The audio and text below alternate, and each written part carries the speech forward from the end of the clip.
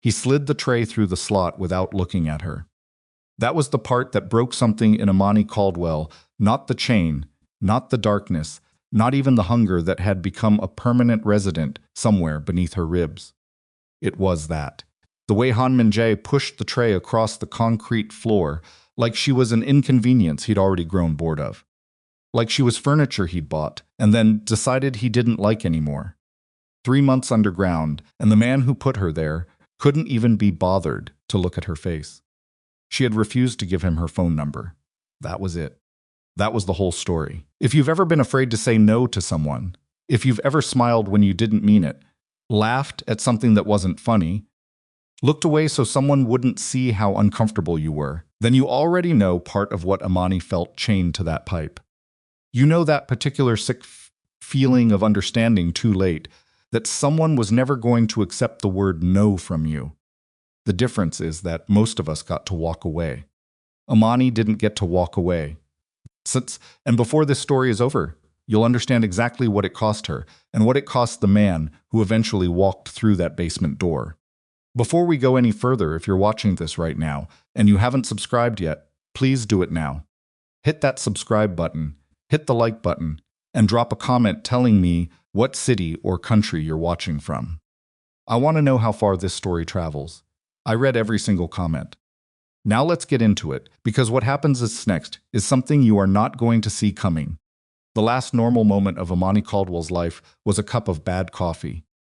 It was 2:17 in the morning, deep in the belly of a 16-hour double shift at Lakefront Metropolitan Hospital, and Imani was standing at the nurse's station, counter-squeezing a paper cup so hard it was leaving an indent in her palm. The coffee was from the machine on the 3rd floor that everyone complained about and nobody ever fixed. It tasted like someone had described coffee to a person who'd never seen coffee and asked them to recreate it from memory. Imani drank the whole thing anyway. She was 33 years old. She'd been a registered nurse for 8 years, 4 of them in the emergency department, and she had developed what her co-worker and closest friend Denise called the face, a particular expression of flat professional calm that she wore during codes and family notifications and impossible triage decisions. It wasn't coldness. It was the face you built when you couldn't afford to fall apart until the shift was over. That night, the face had gotten a workout. Gunshot, wound at 7. Pediatric respiratory distress at 9. Domestic violence case at 11 that turned into a 2-hour police report. An elderly man whose family hadn't visited in 6 weeks and who kept asking Imani if she was his daughter. She told him she wasn't. He asked her 3 more times. She told him she wasn't each time, and each time she said it, she felt the weight of her own exhaustion pressing down on her shoulders like something physical. Denise appeared beside her at the counter, stole a sip of the terrible coffee, without asking, made a face and handed it back. "Go home," Denise said. "You look like something the ER brought in." 40 minutes, Imani said. 39 now, Denise. "I'm just saying. You've got that thing where your left eye does the twitch." Imani touched the corner of her eye. "It's not twitching. It's thinking about twitching." Imani almost laughed. Almost. She turned back to the chart she was finishing and found her place, and they stood together for a minute in the comfortable silence of 2 women who had worked too many double shifts to need to fill every quiet moment with noise. That was the last normal moment. Because 40 minutes later, Imani was walking through the employee parking garage on level 3, her sneakers making that particular squeak on the polished concrete that she always meant to do something about, and she heard footsteps behind her. She didn't think anything of it. The garage was connected to the hospital. People walked through it constantly. She clicked her key fob. Her car beeped. The footsteps didn't slow down. She was 3 feet from her driver's side door when the cloth came down over her face. The smell hit before anything else did. Then the lights went out. She woke up in stages, the way you surface from a dream you can't quite shake. First awareness, then confusion, then the slow and horrible assembly of facts. Concrete floor, cold air, with a chemical underneath it, something industrial and damp. Her wrists were bound. Her ankle, she felt the weight before she understood what it was. Her ankle was chained to something solid. Pipe, she discovered when her fingers found it in the dark. a water pipe running along the wall. The room was a basement.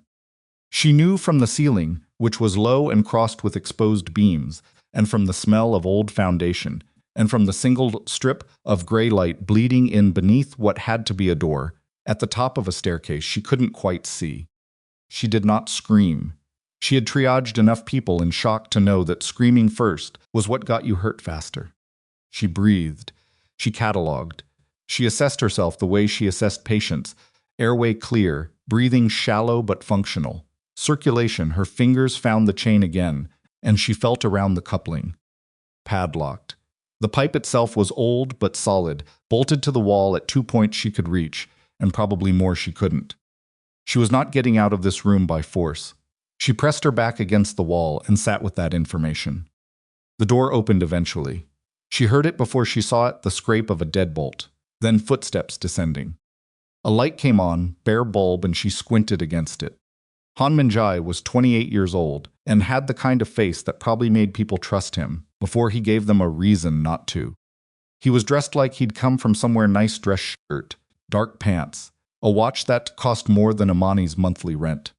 He was holding a water bottle in one hand, and he was looking at her like a man inspecting something he'd purchased and was still deciding whether it was worth the price.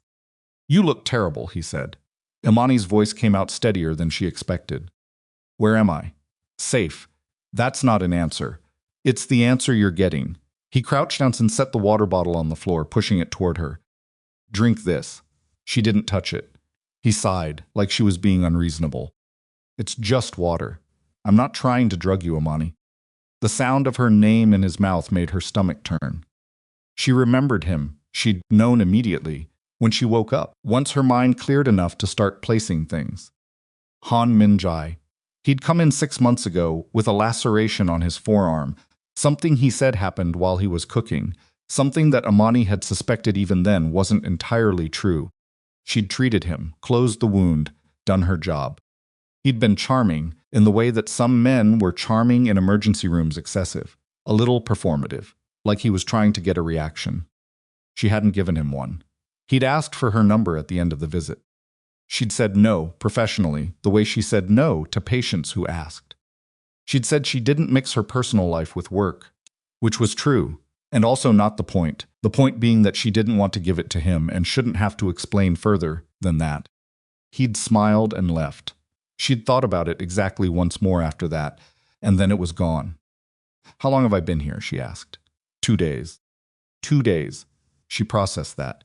"People are looking for me." "They found your car," Min-jae said, almost conversationally, settling himself on the bottom step like they were about to have a normal conversation. "Police report. Missing persons." The hospital put out a statement. Very touching. He wasn't looking at her when he said it. He was examining his watch, turning his wrist slightly in the light. "Nobody knows where you went, though. That part is clean. You did this because I wouldn't give you my number." He looked up then. Something moved across his face that she couldn't quite name. "You embarrassed me." "In front of who?" "In front of myself." She stared at him. "That's why I'm chained to a pipe." He stood up, brushed something off his pants that wasn't there. "Drink the water," he said. "I'll bring food later."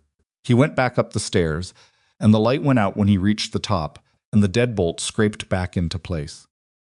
Imani sat in the dark with her back against the wall. She did not cry. She picked up the water bottle and drank half of it, slowly, because dehydration would not help her think, and she needed to think. The days that followed were a particular kind of nightmare, not because of violence.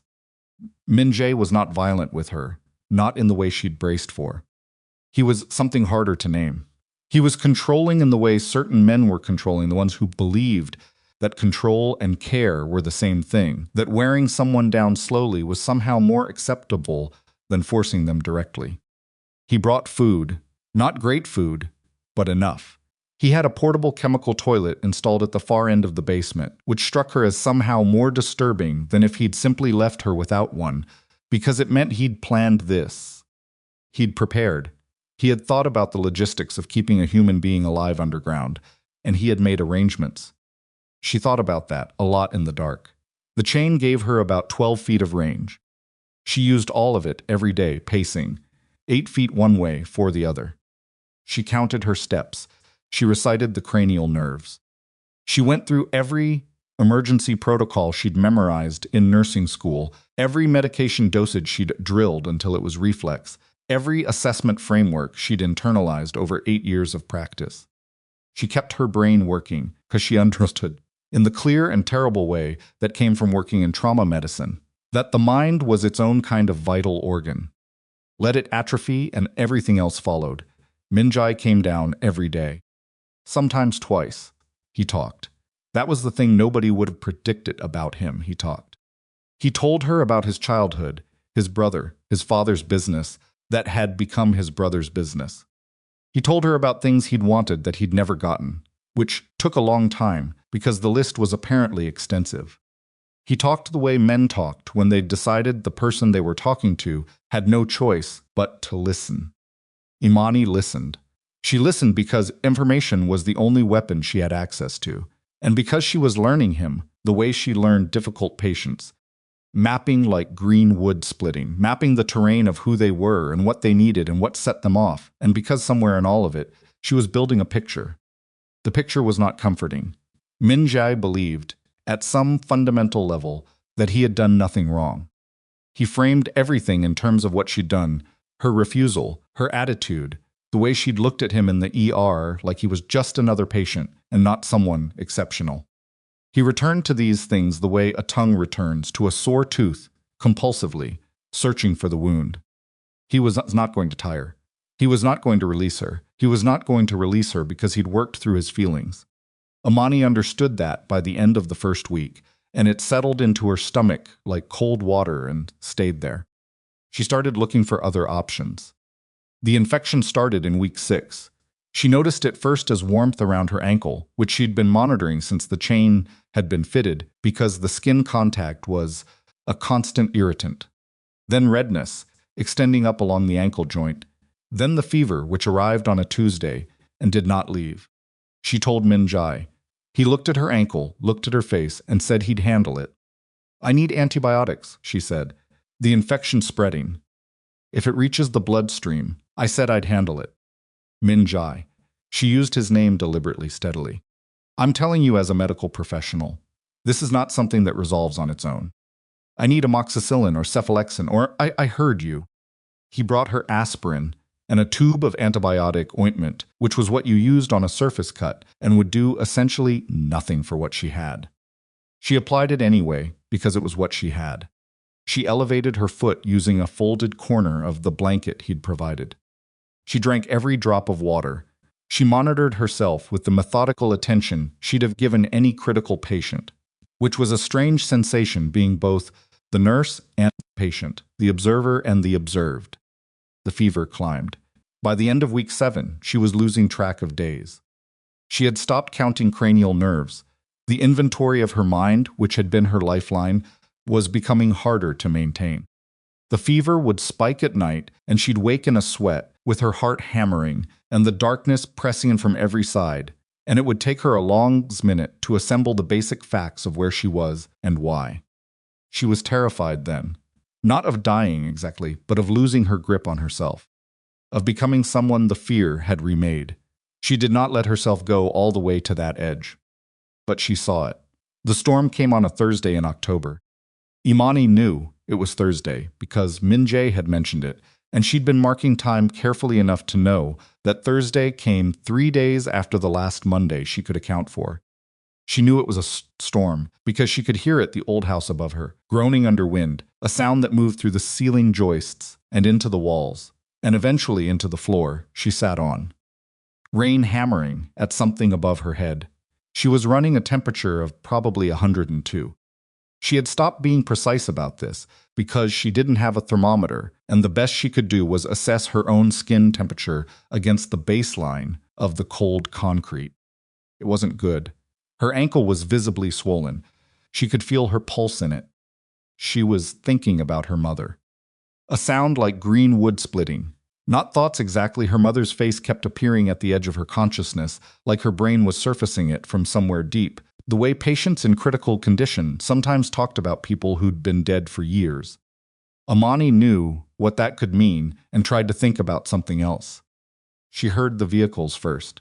Multiple engines, which was unusual. Min-jae's visits were typically alone or with one other person. This was more. She counted what she could, 3, maybe 4 sets of tires on the driveway above. Then she heard the voices. Then she heard the front door. Not opened, gone. The sound of it being taken off its hinges or taken off its frame was different from a door being opened. And even through 2 floors of house, Imani had been in enough emergency situations to recognize the sound of something being forced. Her heart rate spiked. She sat upright against the wall. Feet on the floor above her, multiple sets, moving fast, coordinated, purposeful. Not Min-jae's erratic pacing, not the singles-person movement she'd become an expert at tracking. This was organized, shouting, Korean mostly, though her ear could only pull out tones and registers rather than words. Then, and this was the thing that lodged itself in her chest and didn't move, silence. A terrible 30 seconds of silence, after which she heard footsteps descending toward her. She pressed herself against the wall. The deadbolt scraped. The door opened. White light, actual white light. Someone's flashlight beam, sweeping the room, hit her directly, and she threw her hand up against it.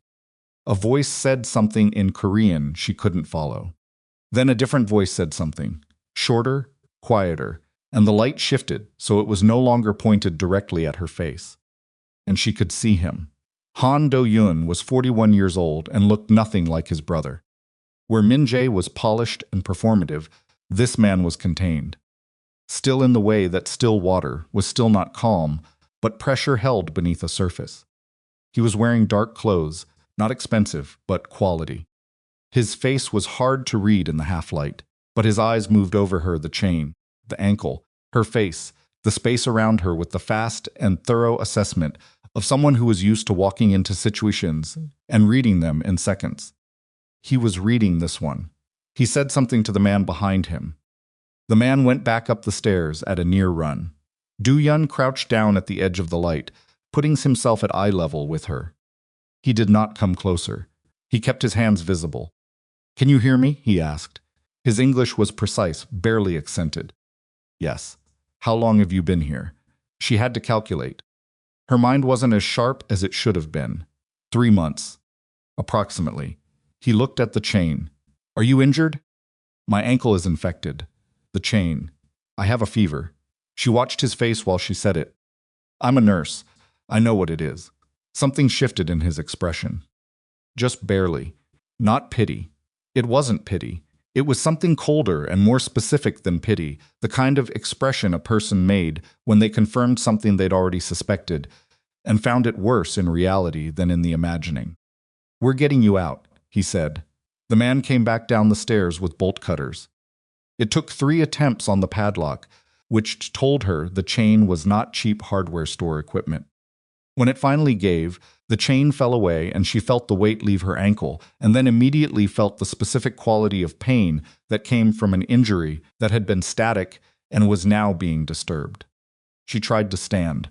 Her legs didn't cooperate. Do-yun caught her before she hit the ground. Not dramatically. Not with any particular gentleness either. Simply matter-of-factly, the way you caught something that was falling. He held her upright, assessed her weight and her stability, and made a decision. He picked her up. She wanted to say she didn't need to be carried. She wanted to say a lot of things. But her legs were folding under her, and her vision was doing something she didn't like, and the fever had been at her for going on 5 weeks. So she made herself a promise that she'd have more to say when she was capable of saying it, and let him carry her up out of the basement. The house hit her all at once at the top of the stairs, bright, the smell of rain, the sound of it, real air. She hadn't smelled real air in 3 months, and it was so different from what she'd been breathing that her body didn't know what to do with it for a moment, and her throat tightened. Do-yun carried her through the house without stopping. She caught glimpses of men in dark clothes, moving through rooms, doing things she couldn't quite focus on. A phone in someone's hand, a door off its hinges, exactly as she'd thought. Outside, rain. It hit her face like something she'd forgotten was possible. She turned her face up toward it, involuntarily, the way flowers were said to turn toward light.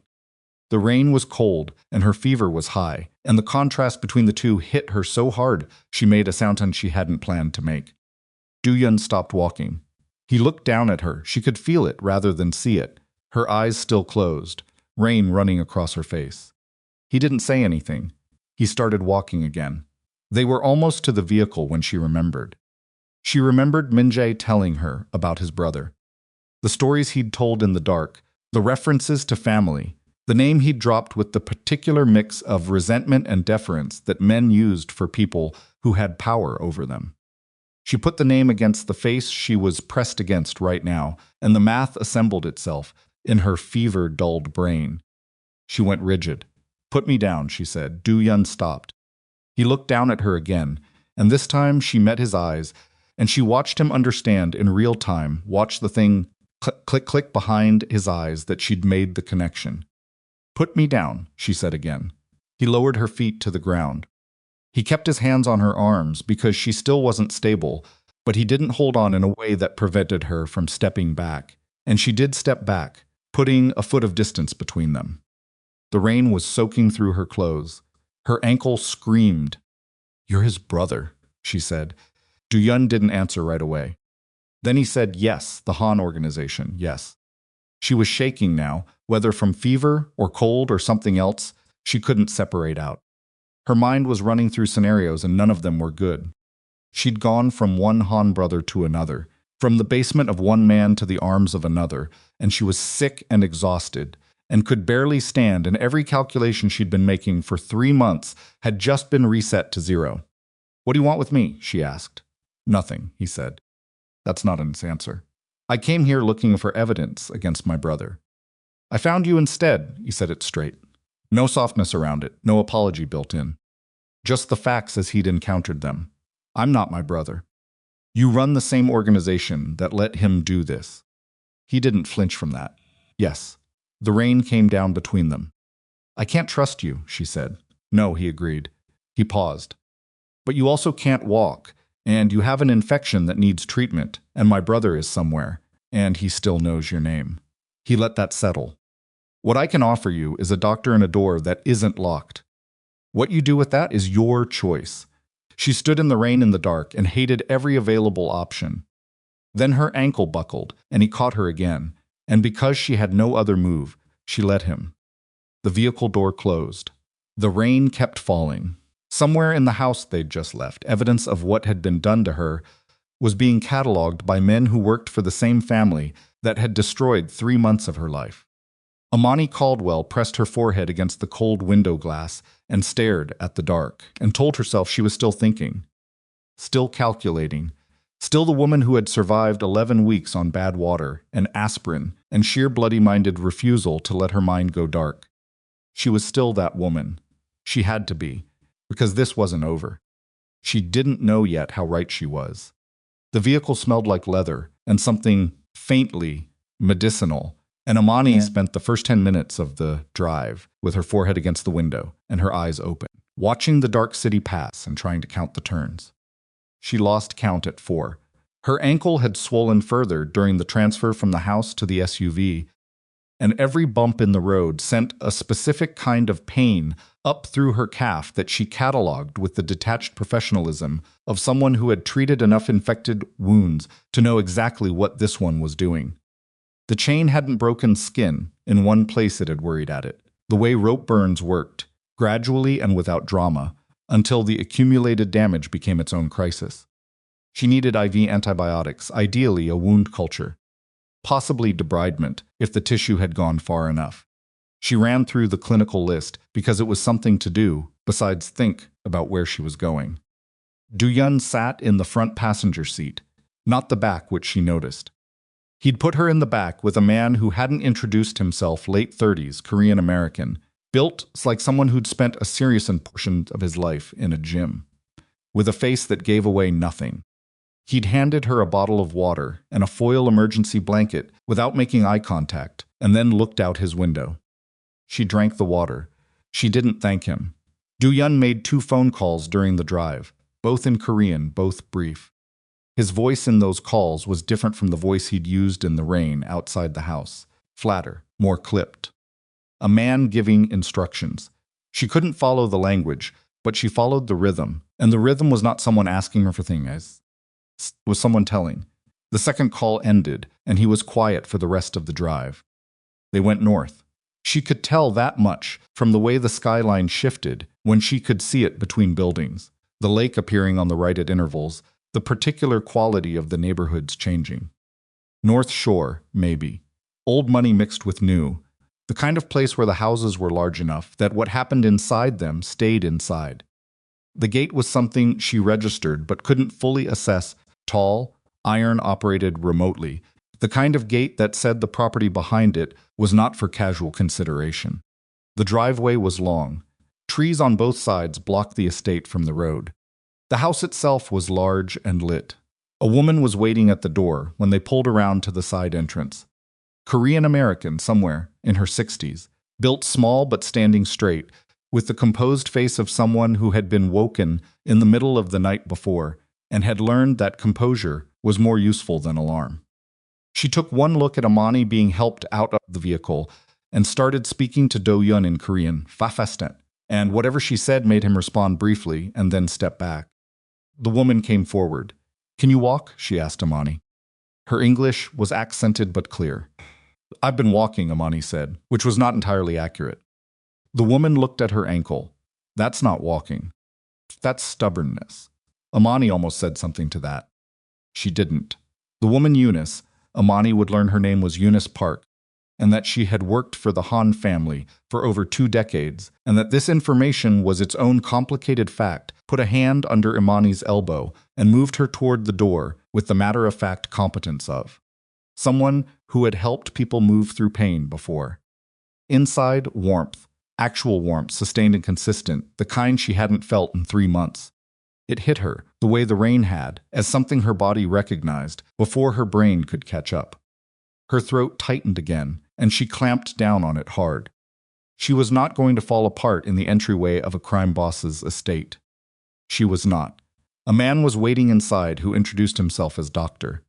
Nolan Surser, late 40s, white, with the careful manner of a physician who had learned to conduct an examination without asking too many questions about context. He had a bag. He had actual medical equipment. He guided her to a room on the ground floor that had been set up with a proper medical bed and overhead lighting and a tray of supplies that told her someone had called ahead with accurate information about what she'd need. She sat on the bed and let him examine her ankle. "You're a nurse," he said. "Not a question," she said. He nodded, didn't say anything else about it. Just did his job, which she appreciated more than she could express. He cleaned the wound, he drew blood.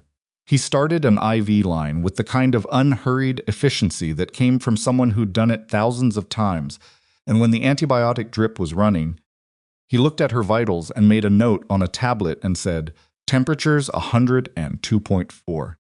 We'll reassess in the morning. What's your read on the ankle?" "Cellulitis, advanced. Possibly early osteomyelitis. We'll need imaging to rule it out." He said it straight the way she would have. "You did well managing it without treatment for this long." "I did what I could." "You did more than most people would have." She didn't respond to that. He finished his assessment, checked the drip rate, and told her Eunice would be nearby if she needed anything through the night. He gathered his things. At the door he paused, and she watched him decide whether to say something. He said it. "The man who brought you here." He stopped. "Don't," she said. He nodded and left. She slept in pieces.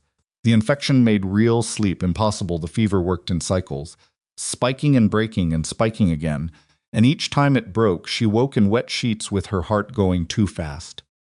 The room was clean, and the bed was real, and there was no chain, which her body kept checking for, in the night the way a tongue checked for a missing tooth.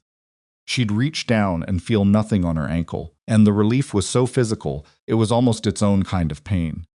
The third time she woke, around 4 in the morning, there was a chair pulled up near the window. Do-yun was sitting in it. He wasn't watching her. He was looking at his phone. The screen dimmed, and she lay still for a moment and watched him through the dark and tried to figure out what he was doing there. He hadn't turned on any lights. He was simply present, in the room, in the corner, not doing anything that could be described as surveillance. Just there. She said, "What are you doing?" He looked up. "You were calling out. In your sleep." She had no memory of that. "So you came in." I stood in the doorway. "Then you were quiet, so I sat down." "In my room. I can leave." She looked at him in the dim light of the phone screen. He looked tired, she thought. Not the dramatic tired of someone who'd been awake all night, but the other kind, the kind that accumulated over time and settled in around the eyes and the set of the jaw. The kind she'd seen in her own mirror on the other side of a third consecutive double shift. "Leave the door open," she said. He stood, moved the chair to the doorway, and sat back down. She lay in the dark and stared at the ceiling and listened to the estate settle around her, the particular creak of a large house at night. Radiators ticking, the distant sound of wind off the lake. Normal sounds, the sounds of a world that still existed outside of a 12-foot chain. Eventually she slept and didn't call out again. In the morning she asked Do-yun where Min Jai was. She asked it at breakfast, which Eunice had brought to her room, and which Imani ate sitting up in the medical bed with the IV still running. Do-yun was in the door. He kept putting himself in doorways. She noticed always visible but never presuming entry with a cup of coffee, and when she asked the question, she watched his jaw tighten slightly. "We don't know," he said. "He wasn't in the house last night." "No. Where was he?" "We don't know that either." She set down the fork. "You came to the house looking for evidence against him." "You said that." "Yes, what did he do?" Do-yun considered the question. A sound like green wood splitting, not the way people considered questions when they were deciding whether to lie, but the way they considered them when they were deciding how much of the truth served any purpose. She'd gotten good at reading that distinction. He was making agreements with people he wasn't authorized to make agreements with, Do-yun said. Moving money, using organization resources for things that had nothing to do with the organization. For what? For you, among other things. The room was very quiet. "He spent organization money to abduct me," she said. "He spent organization money on the property, on supplies, on the two men who helped him." Do-yun said it without inflection. "When I found out, I thought it was something else. Another deal gone wrong, another liability I'd have to absorb." A pause. "I didn't know you were there until I opened the basement door."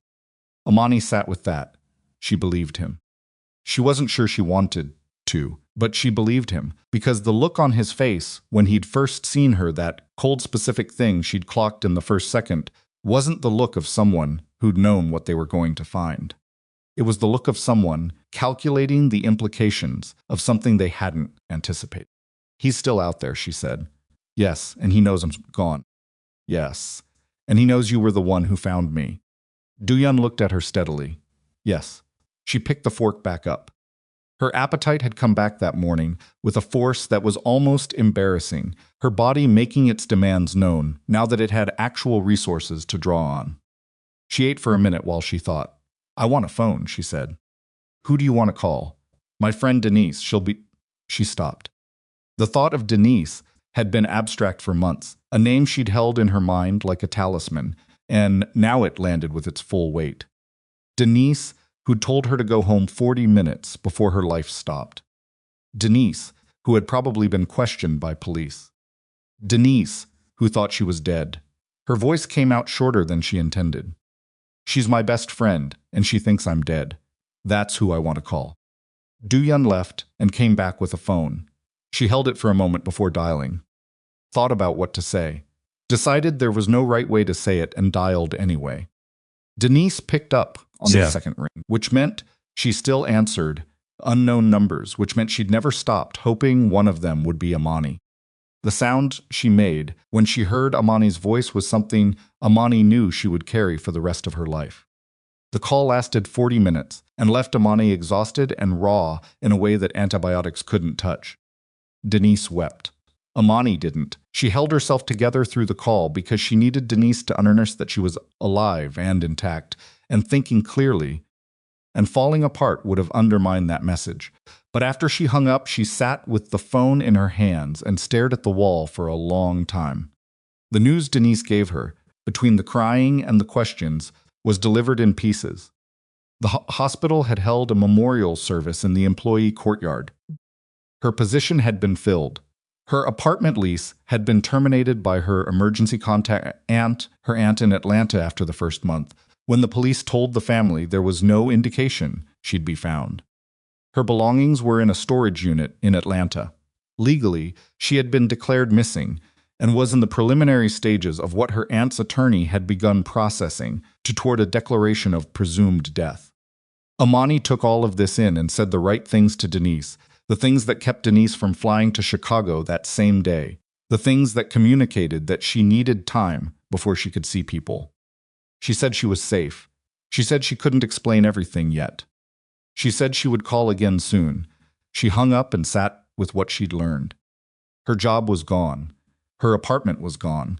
Her legal identity had been partially dissolved by people trying to help. She had come out of that basement into a world that had quietly, reasonably done its best to close the gaps she'd left. She was, in every practical sense, a woman with nowhere to go. She was medically stable enough to walk short distances by day 3. The fever broke properly that afternoon and didn't return, which told her the antibiotics were doing what they needed to do. The ankle was still painful and would need weeks to fully heal, but she could move. She started doing it. Eunice watched her do laps of the ground floor hallway, without comment, which Imani appreciated. The older woman had a particular quality to her attention, present, but not hovering, available but not solicitous. She'd leave tea at the end of the hall and disappear before Imani reached it. She'd have a meal ready at times Imani hadn't specified, which meant she was observing without appearing to. On the 4th day, Imani asked her directly, "How long have you worked for this family?" Eunice considered the question like it had edges she needed to navigate. 23 years. That's a long time. Yes. Did you know about the basement? Eunice was quiet for a moment. No. I knew Minjae had a property in Pilsen. I didn't know what was in it. Imani looked at her. Eunice met her eyes without flinching. Do you believe that? Imani asked. I don't know you well enough to ask you to believe anything, Eunice said. I'm telling you what's true. Imani nodded and turned and walked her lap. Do-yun came to her on the 5th evening and laid out what he described as her options. She was sitting in the medical room with her leg elevated and a book she wasn't reading, and he knocked on the open door and she said, "Come in." And he came in and stood rather than sat, which told her he'd thought about how to have this conversation and had decided standing was the right configuration for it. He told her his attorneys could work on restoring her legal identity, that the process would take time, but it was doable. He told her he could arrange protection at a different location if she wanted to leave, with people she wouldn't have to trust personally because their employment contract was sufficient incentive. He told her she could remain at the estate as a guest, not as anything else, while Minjae remained unlocated. He said guest carefully. She heard the care he put into it. If I stay, she said, I'm not going to sit in this room. No one's asking you to. I want to work. I need to work. She gestured at the medical room around her. This space. Your people get hurt doing what they do. I'm assuming they can't always go to a hospital. He was quiet for a moment. That's not what I'm offering you, he said. I'm not asking for an offer. I'm telling you what I'm going to do if I stay here. She held his gaze. I'm not your property, and I'm not your project. I'm a nurse with specific skills, and I intend to keep using them. You can work with that, or you can call your attorneys tonight and set up the other location. He looked at her for a long moment. The supply room at the end of the East Hall, he said. It's larger than this. Better light. She nodded. He left. The man who'd sat beside her in the vehicle came to her medical room on day 6 with a cut on his hand that he'd wrapped in a paper towel, with the casual disregard of someone who had sustained worse and not thought much about it. He sat down in the chair she pointed him to, unwrapped the paper towel, and held out his hand. The cut was deep enough to need suturing. What's your name? She asked, preparing the needle. He hesitated like the question was unexpected. Jiho, he said. Co Jiho. How'd you do, Edge? She didn't press it. Are you allergic to lidocaine? No. She worked without talking, which was her habit with patients who didn't want to talk, and she did the suturing well and cleanly, and when she was done she bandaged it properly and gave him aftercare instructions he probably wouldn't follow, but that she gave anyway because it was her job. At the door he paused. He did that, She would notice people in this house paused at doors, like the threshold was a place where things got decided. You didn't have to do it this well, he said. Yes, I did, she said. He left. Imani cleaned her instruments and thought about that. She thought about what it meant that she'd said yes without thinking, the reflex of professional pride, surviving intact through everything. The part of her that couldn't half do a medical procedure any more than she could not do it at all. Min Jai had wanted to take that from her, the sense of herself as someone capable. He'd wanted her so reduced that she forgot who she'd been before the basement. She hadn't forgotten. She held on to that. The first gunshot came on a Tuesday night, 3 weeks after she'd arrived. She was in the East Hall room she'd taken over, reorganizing supplies she'd inventoried twice already, because organizing was what she did when her mind needed an activity. When the sound came through the exterior wall, not a single shot, several in rapid sequence, and then another set answering them. Her body knew the sound and went still. Then she was moving, not toward the sound, but in a controlled direction, the direction of cover, the interior wall, away from the windows, and then Do-yun appeared in the doorway and said, "Come with me," and she came. He moved fast, not running but close long strides, purposeful, no wasted motion. She matched him down the corridor, through a door she hadn't noticed before, which opened onto a staircase going down, and then into a room that was clearly reinforced, thicker walls, steel door, monitor screens showing camera feeds from around the property. Jiho was already there. He was on a phone, speaking Korean in rapid controlled bursts, looking at the screens. Imani looked at them too. 4 exterior cameras, 3 interior, all live. On the exterior feed she could see movement figures, multiple, approaching from the north side of the property through the tree line. How many asked? At least 8, Jiho said. Probably more on the south we haven't confirmed. Our people? 6 on the north side engaging. 2 unaccounted. Jiho glanced at Imani, and the glance said things his mouth didn't. Imani looked at the screens. The attackers were moving with intent, not panicked, not exploratory. They knew the layout, or had a reasonable version of it. They were moving toward the house, in a pattern that was designed to converge. She tracked it without meaning to, the nurse's habit of seeing systems at work. They came for the house, she said. Jiho looked at her again. Not the north side, she said. They came from the north, but they're converging on the east entrance. That's where the medical room is. She pointed at the screen. They know someone is recovering from an injury. They're looking for a patient. The room was quiet for 2 seconds. Do-yun said Min Jai sent them.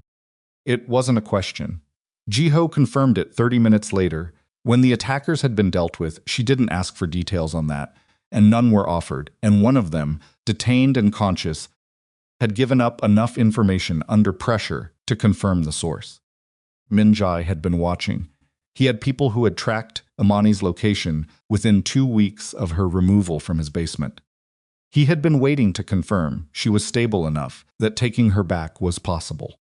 He had sent people to collect her, not to harm Do-yun, not to send a message, to take her back. Imani sat in the reinforced room after the threat was cleared and felt something settle in her stomach that was different from fear. Fear she'd lived with for 3 months. This was something colder. The specific chill of understanding that the man who'd chained her to a pipe was willing to invest real resources, real coordination, real risk into the idea that she was still his property. He had not accepted that she'd been taken from him. He had accepted it the way a man accepted a setback. A temporary one. He's not going to stop, she said. Do-yun was standing near the monitors. He didn't argue. As long as he's out there, you relocating me doesn't solve the problem. He'll find wherever I go.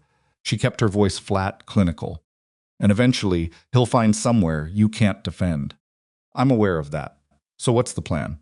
Do-yun looked at her. Something moved through his expression, not reluctance exactly. More like a man who'd already made a calculation and was considering whether to share it. We draw him out, he said. How? We stop hiding you. She let that land. You want to use me as bait. I want to create conditions where he believes he has an opportunity. And then I want to close that opportunity around him. He said it without apology. I'm not asking you to participate. I'm telling you the direction things are moving. If you're not asking me to participate, why are you telling me?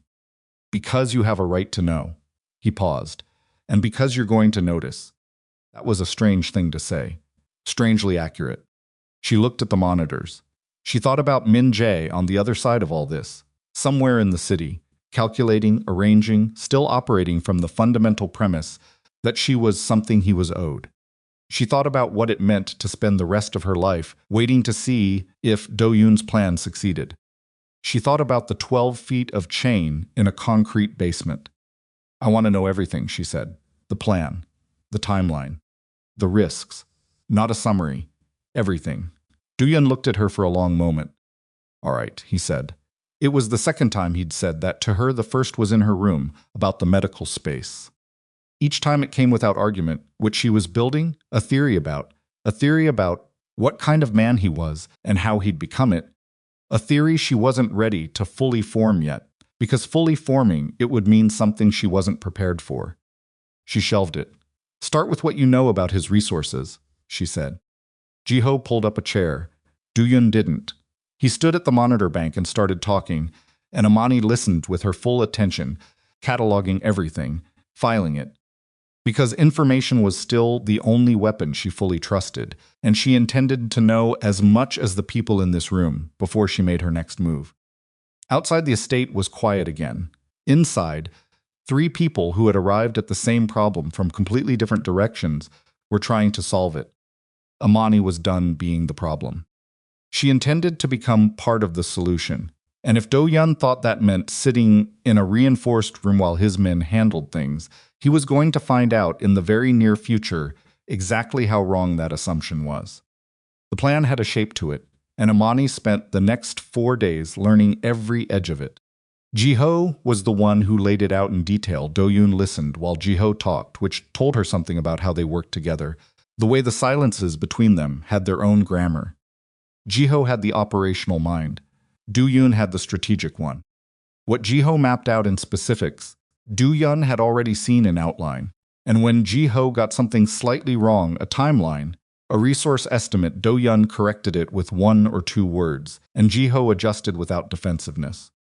They'd worked together a long time. She filed that too. The plan in its basics, Do-yun would send signals through the organization's communication channels, deliberately leaky ones, channels that Min Jae's remaining loyalists inside the Han network would almost certainly be monitoring that Imani had been moved to a secondary property on the northwest side. Not the estate.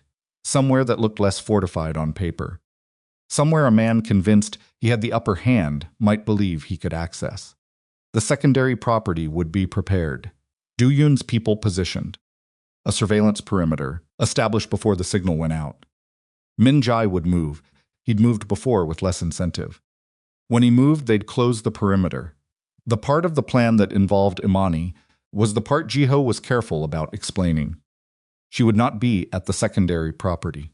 She would be at a secure location, downtown, a building Do-yun held through a legitimate real estate, holding with live camera access and audio feed from the northwest property. She would watch. She could communicate with Ji-ho through an earpiece. Her role, as Ji-ho framed it, was observational. She let him finish. Then she said, "What if Min Jae doesn't believe I'm there without confirmation?" Ji-ho looked at Do-yun. Do-yun said, "We'll manufacture confirmation." How? Medical supply deliveries logged to that address. Pharmacy records.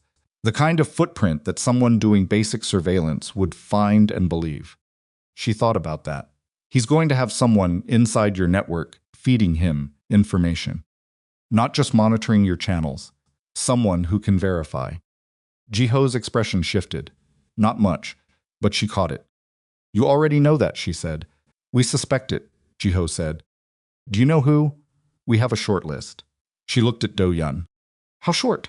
"3 names," he said. "And you're running this plan while 3 people who might be feeding Min Jae are still inside your organization." "We're running a version of the plan that accounts for that," Do-yun said. "Each of the 3 names receives different information. Whichever version Min Jae acts on tells us which source he's using." It was clean. It was the kind of plan that required patience and steady nerves, and the ability to use uncertainty as a tool rather than fight it. She understood why he'd designed it that way. She also understood what it was built on. "You're using me to catch a mole," she said. "I'm using the situation," Do-yun said, "which exists whether or not we use it. That's a careful distinction. It's an accurate one." She held his gaze for a moment. He didn't look away. He also didn't try to soften it, which she'd learned was characteristic. He said what was true and let her do what she wanted with the truth, which was not the same as being kind, but was, in some ways, more respectful than kindness. "All right," she said. "Tell me what I need to know about the downtown location." In the weeks that followed, Imani built a routine at the estate the way she'd built routines through the worst stretches of the basement deliberately, functionally, as an act of maintenance rather than comfort. She was up at 6, coffee, which Eunice made correctly without being asked after the second day, strong enough to mean something. Black. The East Hall medical room from 7 until Do-yun's people started moving through their days and needed things from her.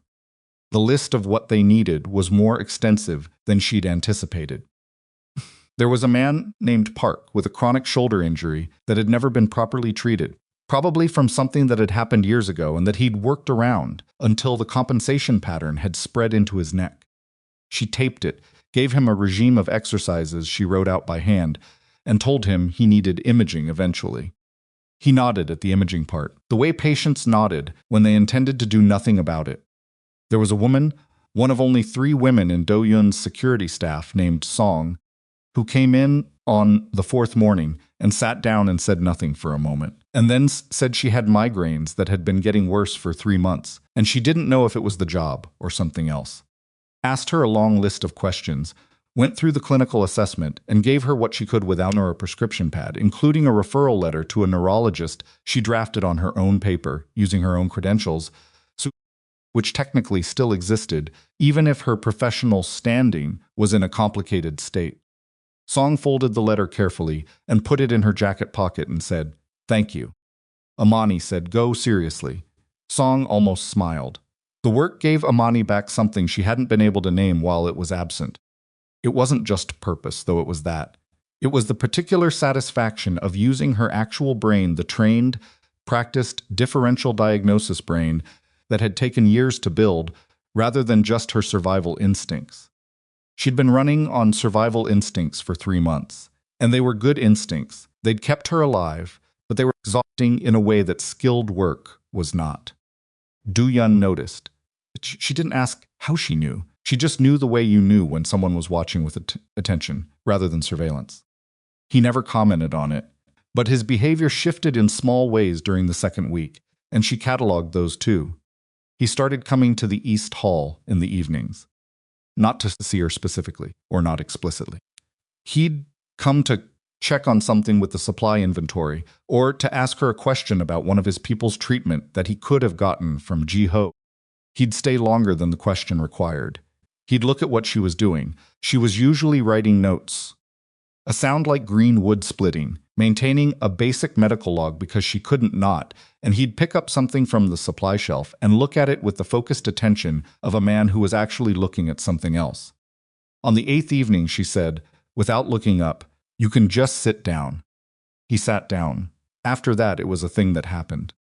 He'd come in the evenings with his own work reports, correspondence, whatever occupied the administrative machinery of a criminal organization in the process of dismantling itself, and she'd work on her end of the room, and he'd work on his, and sometimes they talked, and sometimes they didn't. The conversations that happened in that room were different from the operational ones. She found out he'd studied international economics at Northwestern. 1 year in, before his father's first stroke, pulled him back. He told her this the way people told things they didn't often tell briefly, without elaboration. The summary version that signaled the full version was still tender. She told him about nursing school, about the specific professor who had made her cry in her first clinical rotation and who she'd later realized had been teaching her something real, under the cruelty, about the first code she'd run and the specific way time had moved during it, strange and elastic, the way it only moved when something was truly at stake. He listened the way people listened when they were actually interested, and not just waiting for their turn to speak. She noticed that. She tried not to make too much of it. The gala came up 3 weeks into her time at the estate. Do-yun mentioned it in passing a charity event, significant names on the guest list, the kind of function he attended because his legitimate business interests required him to be visible in certain rooms.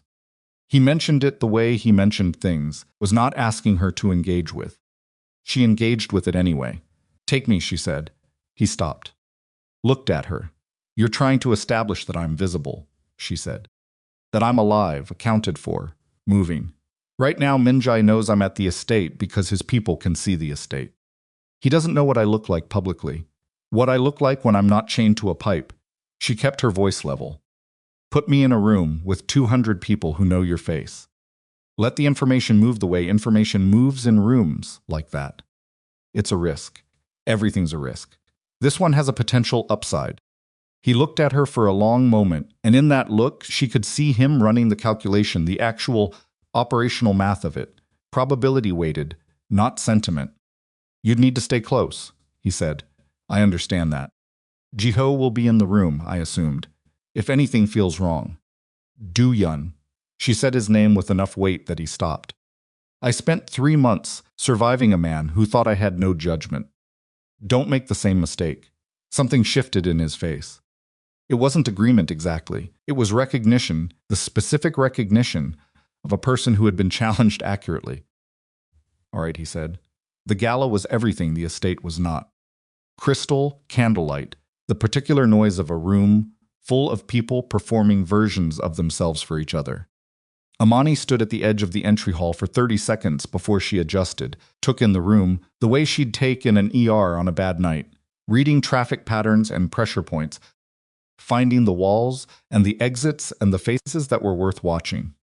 Do-yun beside her was a different creature here than he was at the estate. Not fake.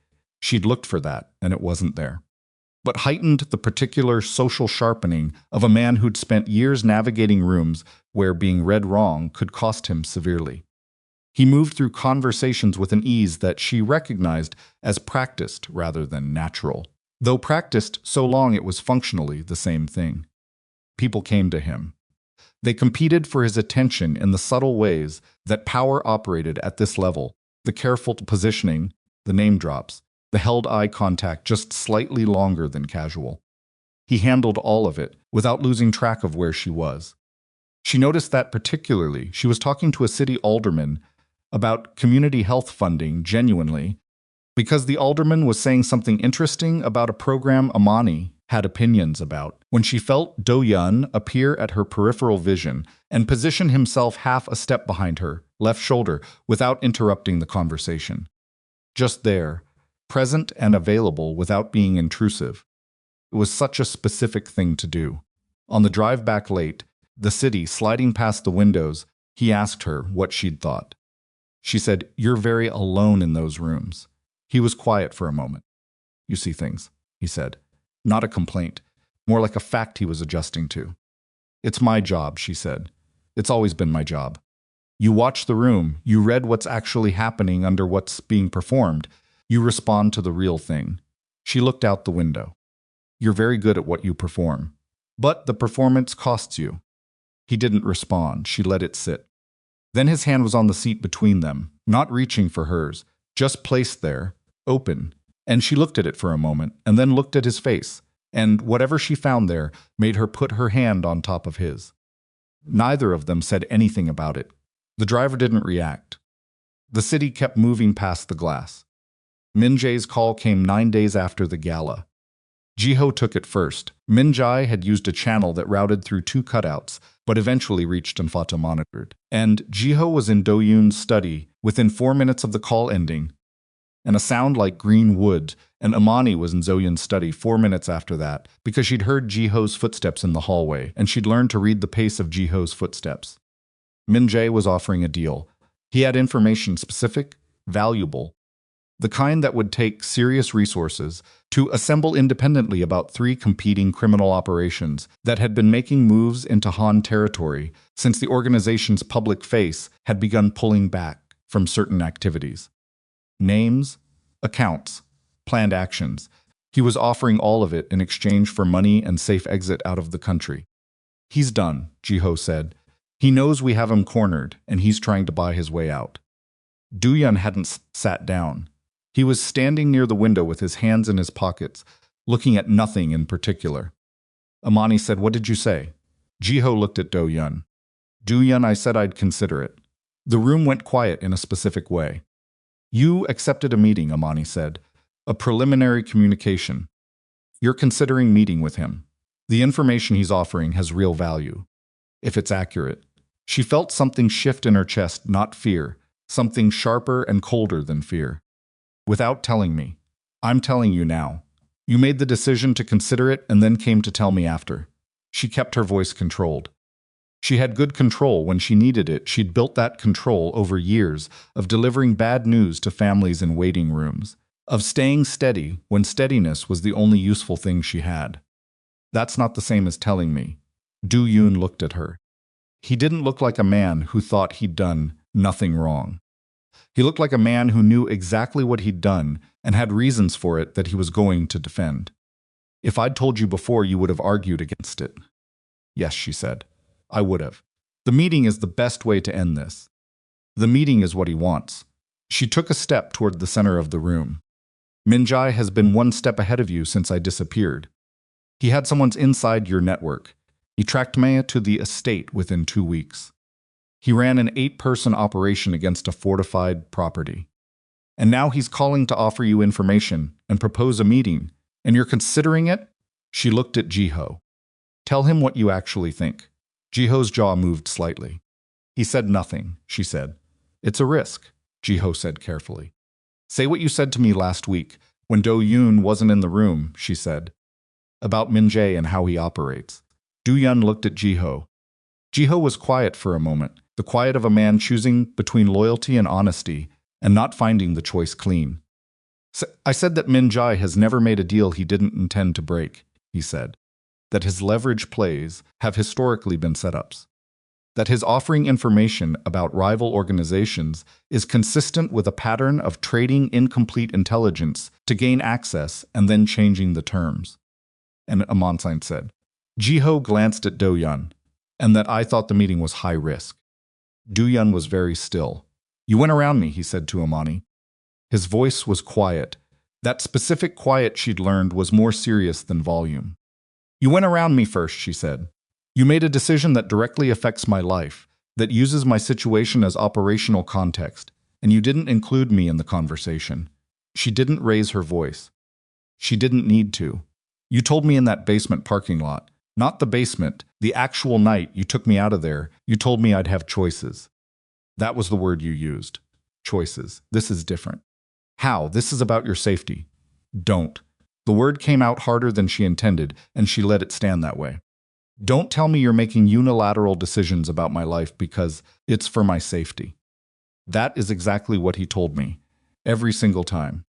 The silence that followed was different from the silences they'd built in the East Hall room over the past weeks. This one had weight and temperature. Do-yun's face did something she hadn't seen it do.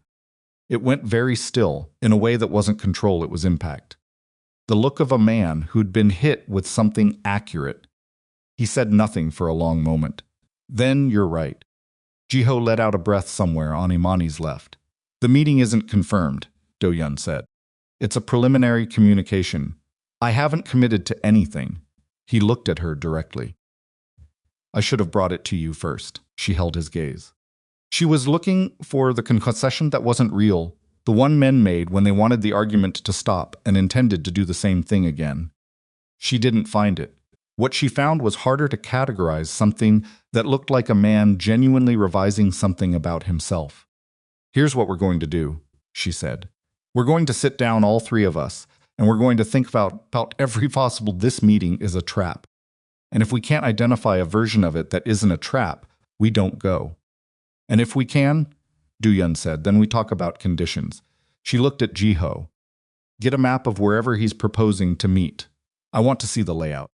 The meeting location Min-jae proposed was a warehouse on the southwest side, a property that had cycled through several legitimate businesses over the past decade and currently sat vacant. Jiho pulled title records and adjacent property maps and satellite imagery and laid it all out on the dining room table, and the 3 of them stood around it and worked. Imani had spent her career reading systems, not physical layouts, but the spatial logic of how things moved and where the pressure points were. An ER was its own kind of map. You learned which bottlenecks killed time, which corridors needed to stay clear where the critical cases should never wait. She looked at the warehouse map with the same eye. Single entrance from the street, she said. Loading dock on the north face, but it's been sealed. You can see it in the satellite image. The door's been welded. She traced the perimeter with her finger. He controls the approach from two directions. The only full approach Do-yun's people can make is from the east. Which he knows, Ji-ho said. Which he knows, she agreed. So his position inside the warehouse will be west-facing. He'll want the loading dock at his back as a secondary option, even if it's welded or he's had it unwelded. She looked at Ji-ho. Can you get a current physical survey? I can send someone tonight. Do it. I want to know the actual status of that loading dock. Ji-ho looked at Do-yun. Do-yun nodded once. Ji-ho made a call. She stood over the map while he talked, and she felt Do-yun beside her close enough that she was aware of him. Aware of the shift that had happened in the room after the argument and hadn't fully settled yet. She didn't address it. It didn't need addressing right now. What it needed was time, which was a medical truth. As much as anything else, wounds didn't close faster because you wanted them to. There's one more thing, she said. Do-yun waited. Your mole the three names. She turned to face him. This call changed things. Min-jae is acting like a man who knows more about your operational status than he should. He knew when to call. He knew what to offer. That's current intelligence. She paused. One of those three names talked to him recently. Within the last 2 weeks. We're already tracking it.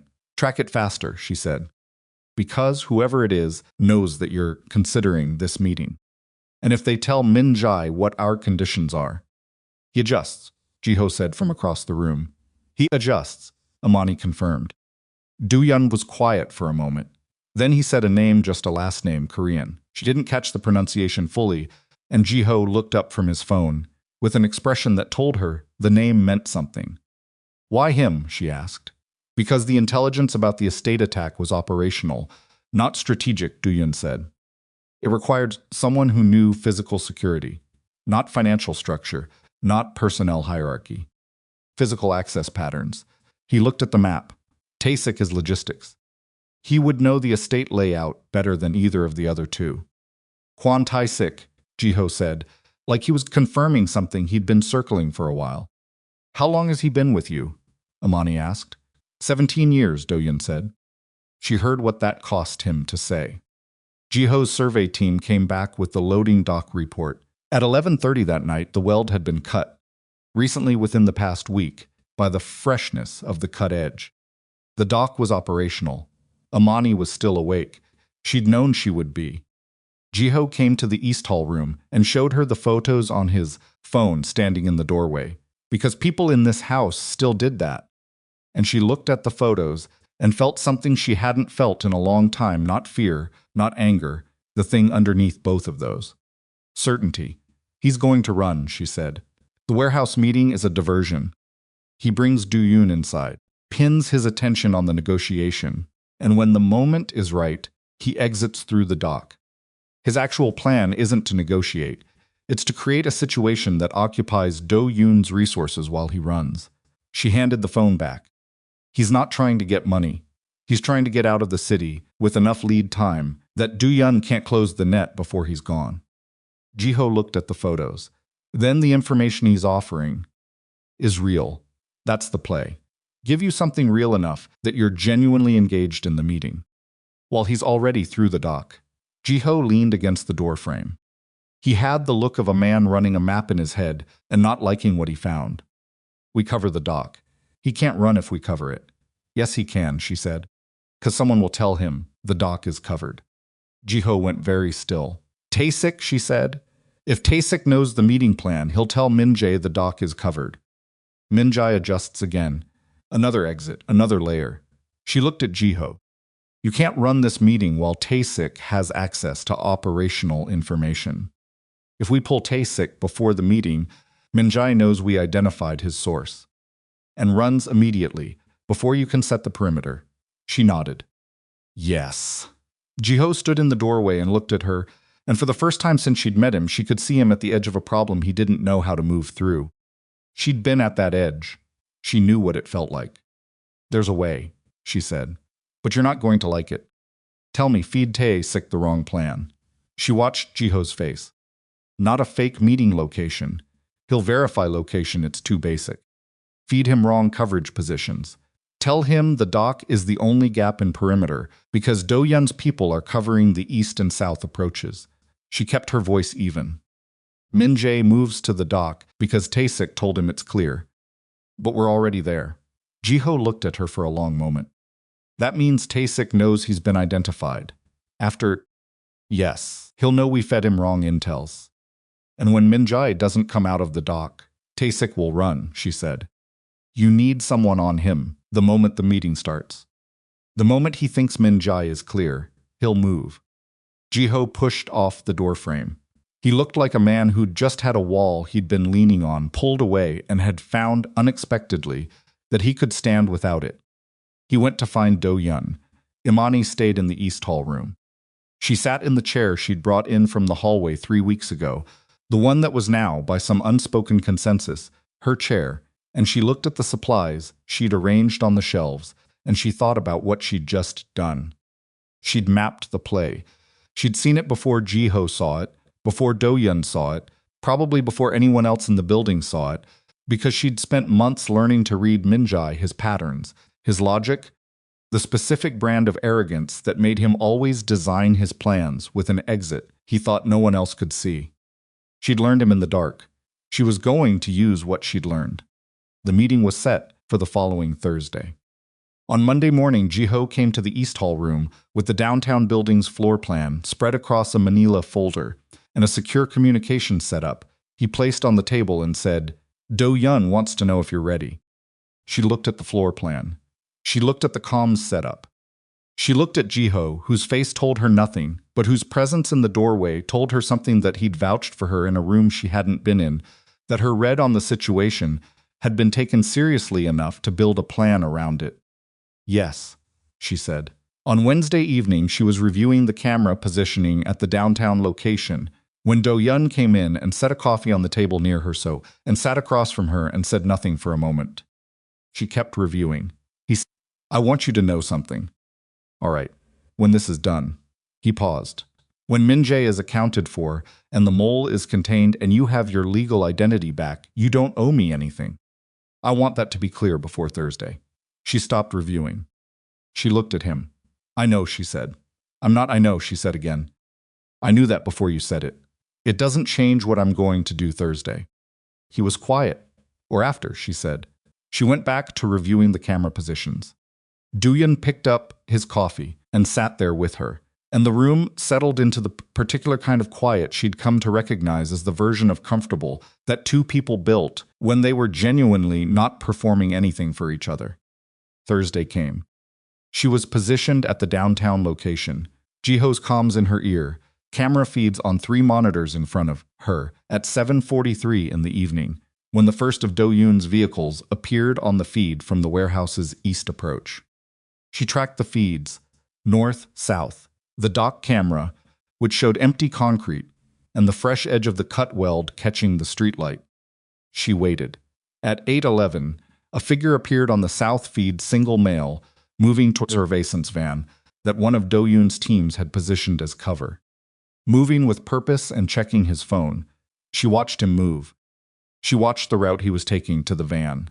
She watched the angle, the pace, the way he kept his body turned slightly away from the warehouse, as if he already knew what was happening inside, and was interested in something else entirely. Something in her chest went cold. Ji-ho, she said into the comms. I see it, he said. That's not Min-jae's man, she said. That's someone going for the van specifically. The van your team is in. She leaned toward the monitor. They think I'm in the van. The silence in the comms lasted 1 second. 1 second was a long time. Ji-ho, she said. The meeting isn't the play. I'm the play. Min-jae never wanted to negotiate. He wanted to know where I was. And the figure on the south feed pulled something from inside his jacket and began to run. Get down. Jiho's voice came through the earpiece so hard and fast it was less a command than a reflex, the sound a man made when the situation changed faster than language could keep up with. Imani was already moving before she processed the words, pushing back from the monitor table, dropping below the level of the windows. Because that was what you did when someone outside was running toward a van with something in their hand. That was the specific geometry of the threat, and her body had done the math before her brain finished the equation. The comms exploded. Multiple voices, Korean and English, tangled together, and she caught fragments south side clear, dock is moving. 3 contacts north, and underneath it, all Jiho's voice threading through everything else like a wire pulled taut, coordinating, repositioning, burning through the gap between what they'd planned and what was actually happening. She pulled herself to the edge of the window and looked. The figure on the south side had stopped running. He was 30 feet from the surveillance van, and he'd stopped because 2 of Do-yun's men had appeared from the building's east exit, and the geometry had changed for him too.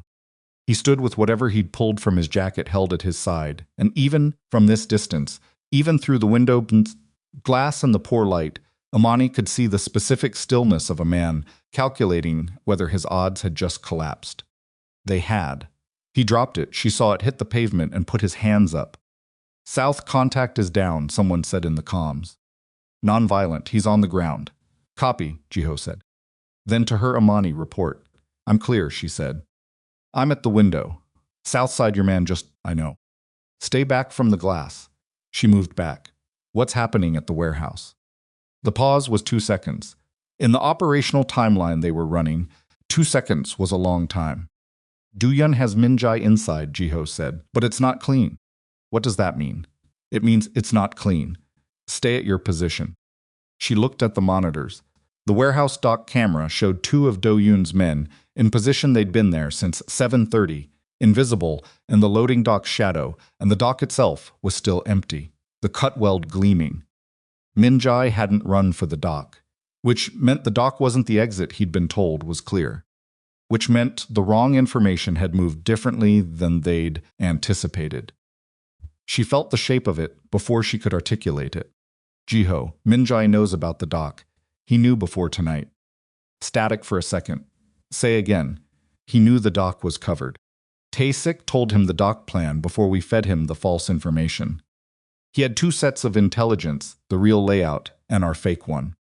He used the real one and sent his man to the van as a secondary play. She pressed her back to the wall, thinking fast. The van was always the backup. He wanted to grab me if the meeting went wrong. The meeting is going wrong, Jiho said flatly. Jiho, what's happening in there? Another pause. When he spoke again, his voice had the specific quality of a man reporting something he didn't like reporting. Min-jae brought 4 men inside. We expected 2. Do-yun's position is it's contested. Her chest went tight. Is he hurt? Not confirmed. Jiho, is Do-yun hurt? I don't have a visual on him right now. She stood up straight against the wall. Where is Tae-sik? She said. We had 2 men on him. He made them at 8:04. He's gone. Gone. 17 years of loyalty revealed as something else entirely. And now gone. And Do-yun inside a warehouse with a contested position and 4 men instead of 2, and Jiho without a visual. She looked at the monitors. She looked at the south feed, where the man who'd run at the van was faced down on the pavement, with his hands being secured. She looked at the dock feed, still empty. She looked at the north feed. On the north feed, a vehicle was moving. Not one of theirs. North side, she said. Unknown vehicle, moving toward the warehouse. Single vehicle, moving slow, I see it. Jiho's voice sharpened. That's a second wave. He planned a second wave if the first contact failed. A burst of Korean to someone else, then back to English. Imani. I need you to listen to me. I'm listening. I'm pulling 2 men from your building to intercept the north vehicle. Your position will have 1 man on the exterior. 1. If you need to move, I'm not moving, I'm fine. Go. If anything changes, go Jiho.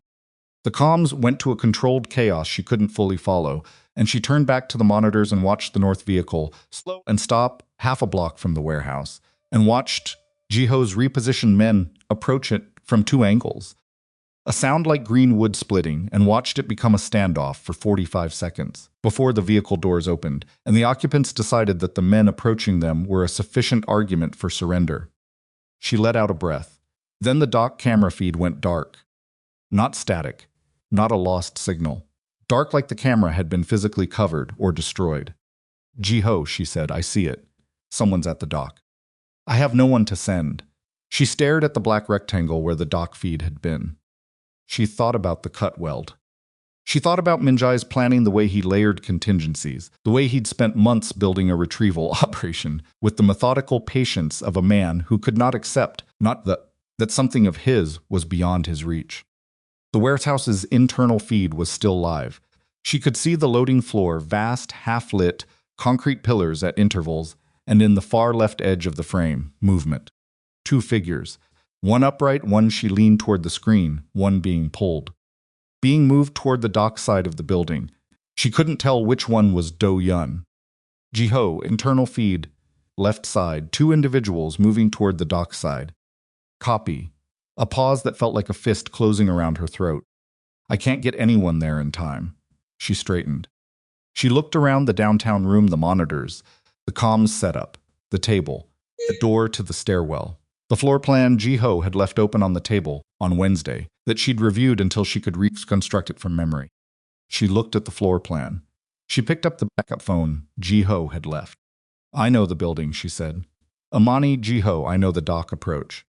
There's a service alley on the south side of the warehouse that runs parallel to the dock. The dock opens into the alley. If Min-jae is moving someone through the dock, they come out to the alley, and the alley's only exit is onto Clifton."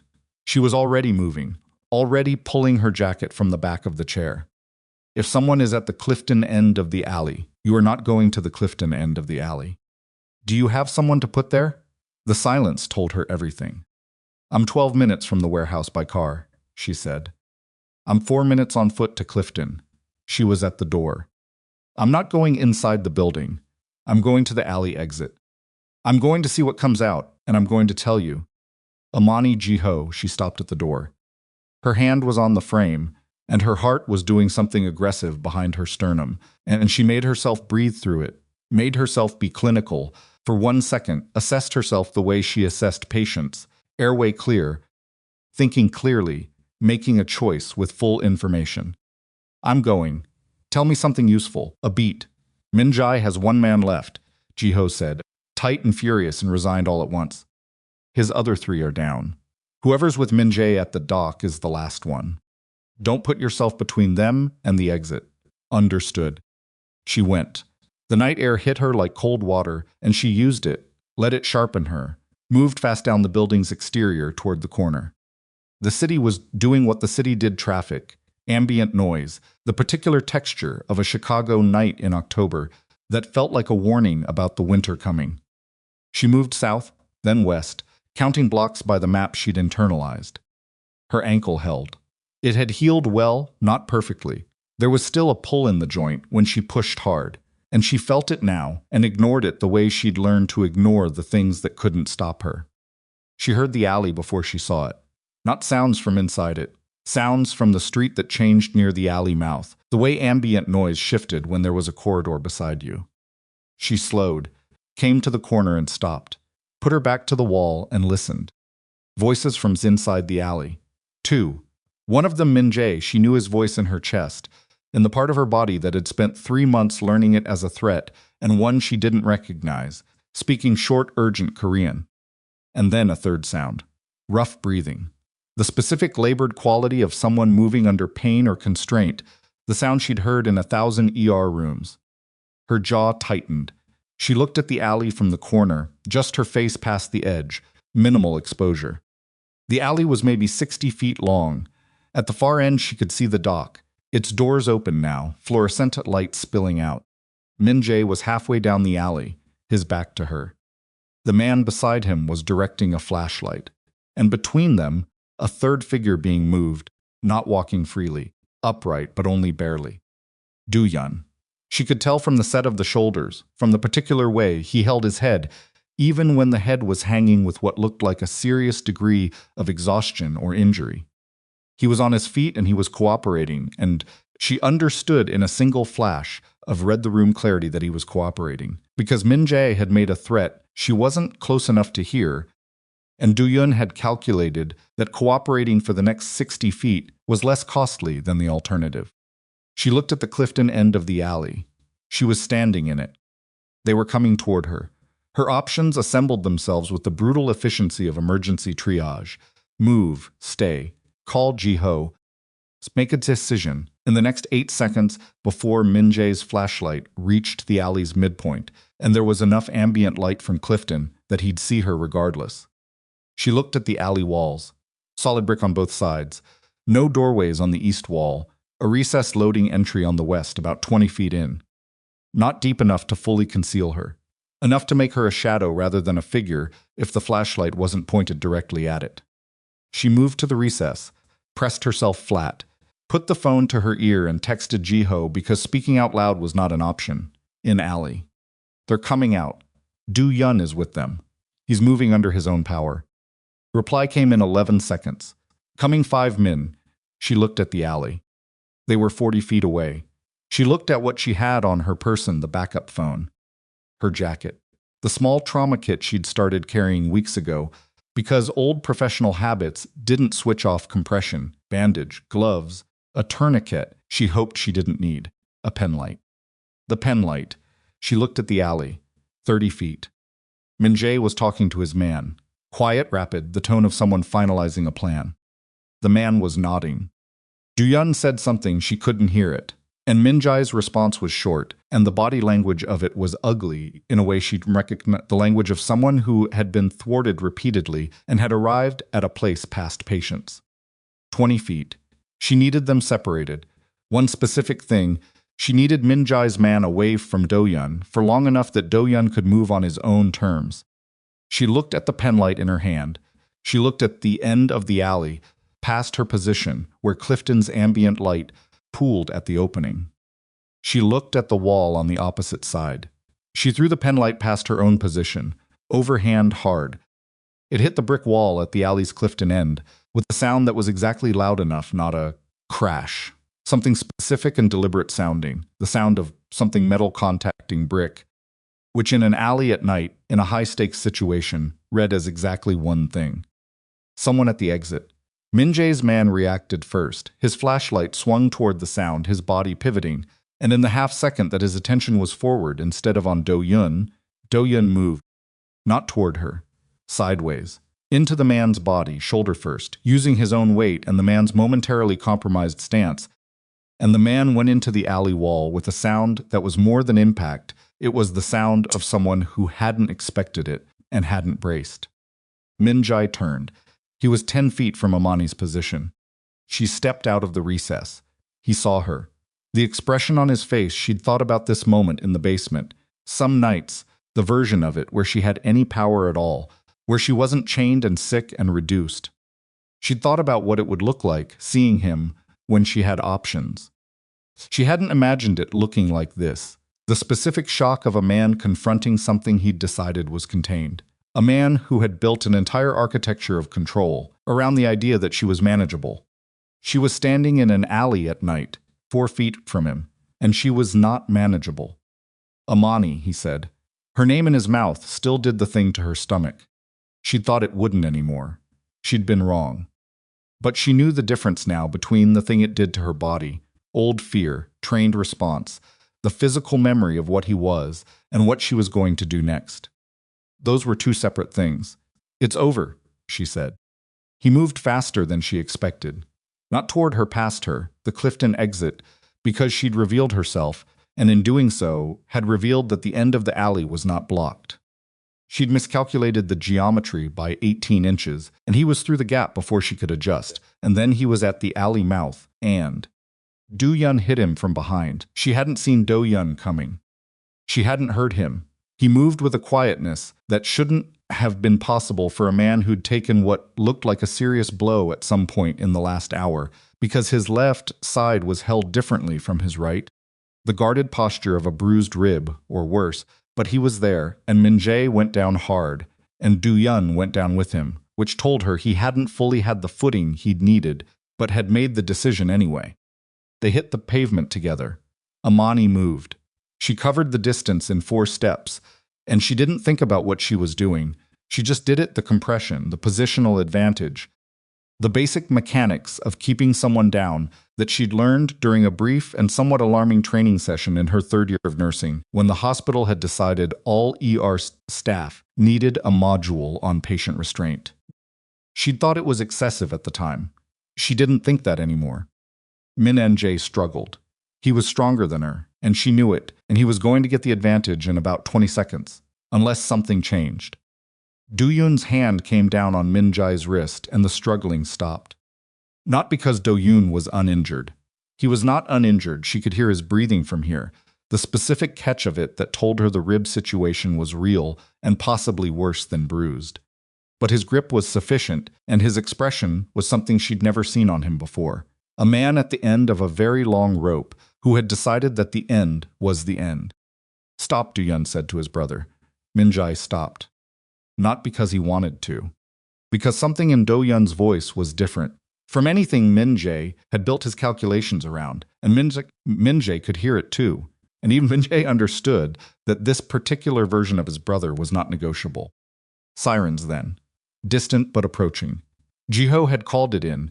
She understood that a second later, understood the calculation. Jiho had made that bringing in federal assets was the right play now. The play that turned this from an organizational problem into a legal one, the kind that didn't resolve itself in alleys. She sat back on her heels. Her hands were shaking. She noticed that with the clinical detachment of observation handshaking, post-adrenaline entirely normal, doesn't indicate a problem with function, and she breathed through it. Do-yun looked at her over his brother's shoulder. His left eye was swollen. There was blood at the corner of his mouth, dried, which meant it had happened a while ago. He looked like a man who had been through something serious and had come out the other side and was now sitting on a pavement in an alley holding his brother down with a bruised rib situation, and despite all of that, his eyes were completely steady. "You were supposed to stay at the building," he said. "Jiho didn't have anyone," she said. "That's not the point." "It's exactly the point." She looked at him. "Are you hurt badly?" "Ribs. How many unknown? Does it hurt to breathe deep?" "Yes." "Don't breathe deep." She was already pulling out the compression bandage from the trauma kit. "We'll do imaging when this is done." He made a sound that wasn't quite a laugh. "You're doing this now. I'm assessing you now. There's a difference." She looked at Min Jae, who was face down and very still with his brother's hand on his wrist, and the sirens getting louder. She looked at Do-yun. "Hold him. I'm holding him. Keep holding him." The sirens were close enough now to see the light strobing off the alley walls, blue and white, and she heard Jiho's voice from the Clifton end. He was there. He'd made it.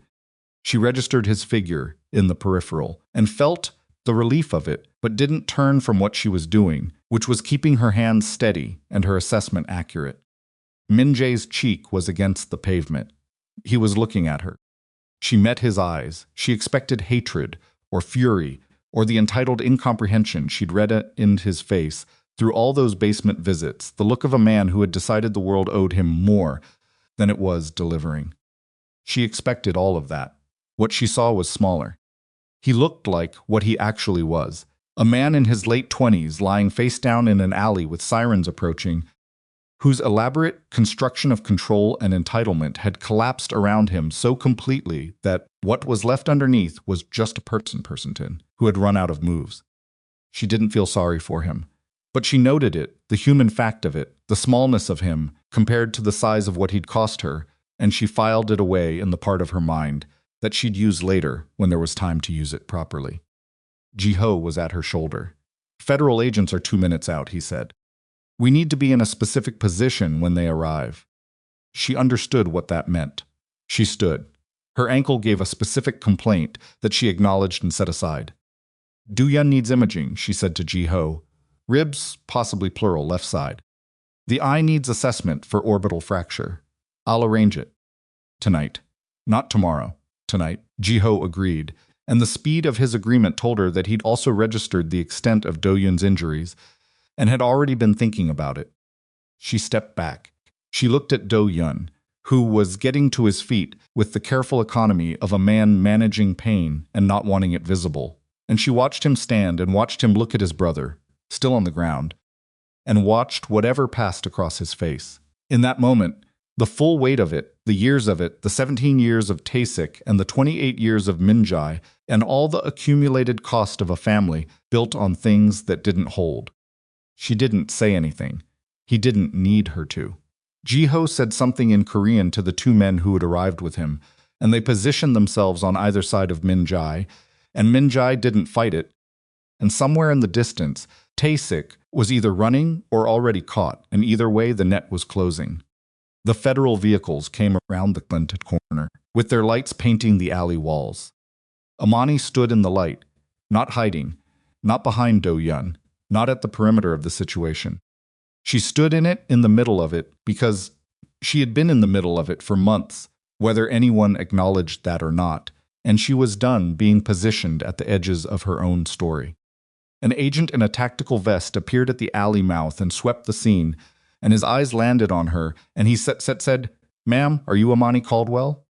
She looked at him. She thought about the memorial service in the hospital courtyard. She thought about the storage unit in Atlanta. She thought about the preliminary proceedings toward a declaration of presumed death, which was the legal system's way of saying a woman had been so thoroughly removed from her own life that the paperwork had to catch up. "Yes," she said. He looked at Min-jae on the ground. He looked at Do-yun, who met his gaze with the particular steadiness of a man who had already made decisions about what came next and intended to honor them. The agent said, "We're going to need statements from everyone." "I know," Imani said. She looked at Do-yun, he looked at her. Behind them, in the warehouse they'd built this whole night around, Min-jae's remaining men were being secured by a federal sweep that had been coordinating with Ji-ho's people since before the meeting started. Another thread of the plan she hadn't known until Ji-ho explained it in the van, 30 minutes before her position went from observer to participant. And somewhere in the city, Kwon Tae-sik, 17 years, logistics coordinator, the man who had given Min-jae Imani's hospital schedule and address and commuting routes, the man who had fed every attack, was either at the end of a very short rope or about to find out what the end of one felt like. The night wasn't over, but the part that had started in a basement with a chain around her ankle, and no options, and no light was over. She knew it in the specific way she knew when a patient had turned a corner, not fixed, not safe, not without complications, still incoming, but past the point where the outcome was in doubt. She breathed. She let herself breathe fully, deeply, the way she hadn't allowed herself to do in an alley with two people she couldn't control and a plan that had broken 2/3 of the way through. Her ribs didn't hurt when she did it. Unlike the man standing 10 feet from her, watching when his brother be taken into federal custody, who was breathing in the careful, shallow way of someone with something broken and too much pride to show it. She walked over to Do-yun. She didn't ask permission. She placed her hand against his left side, below the arm, feeling for the specific heat and resistance of a serious contusion. And he went very still when she did it, the way patients went still when the assessment touched something real. "That one," she said. "Yes," he said. "And here?" She moved her hand. His sharp inhale told her. 2, possibly 3, she said. "You need to stop standing straight. It's not helping." "I'm aware. Lean on something. There's nothing to lean on." She put herself beside him, close enough that, if he shifted his weight slightly, she was there. He didn't make a production of it. He simply adjusted, marginally, and she felt the change in his posture and held her own steady. The agent with the tactical vest was speaking into a radio.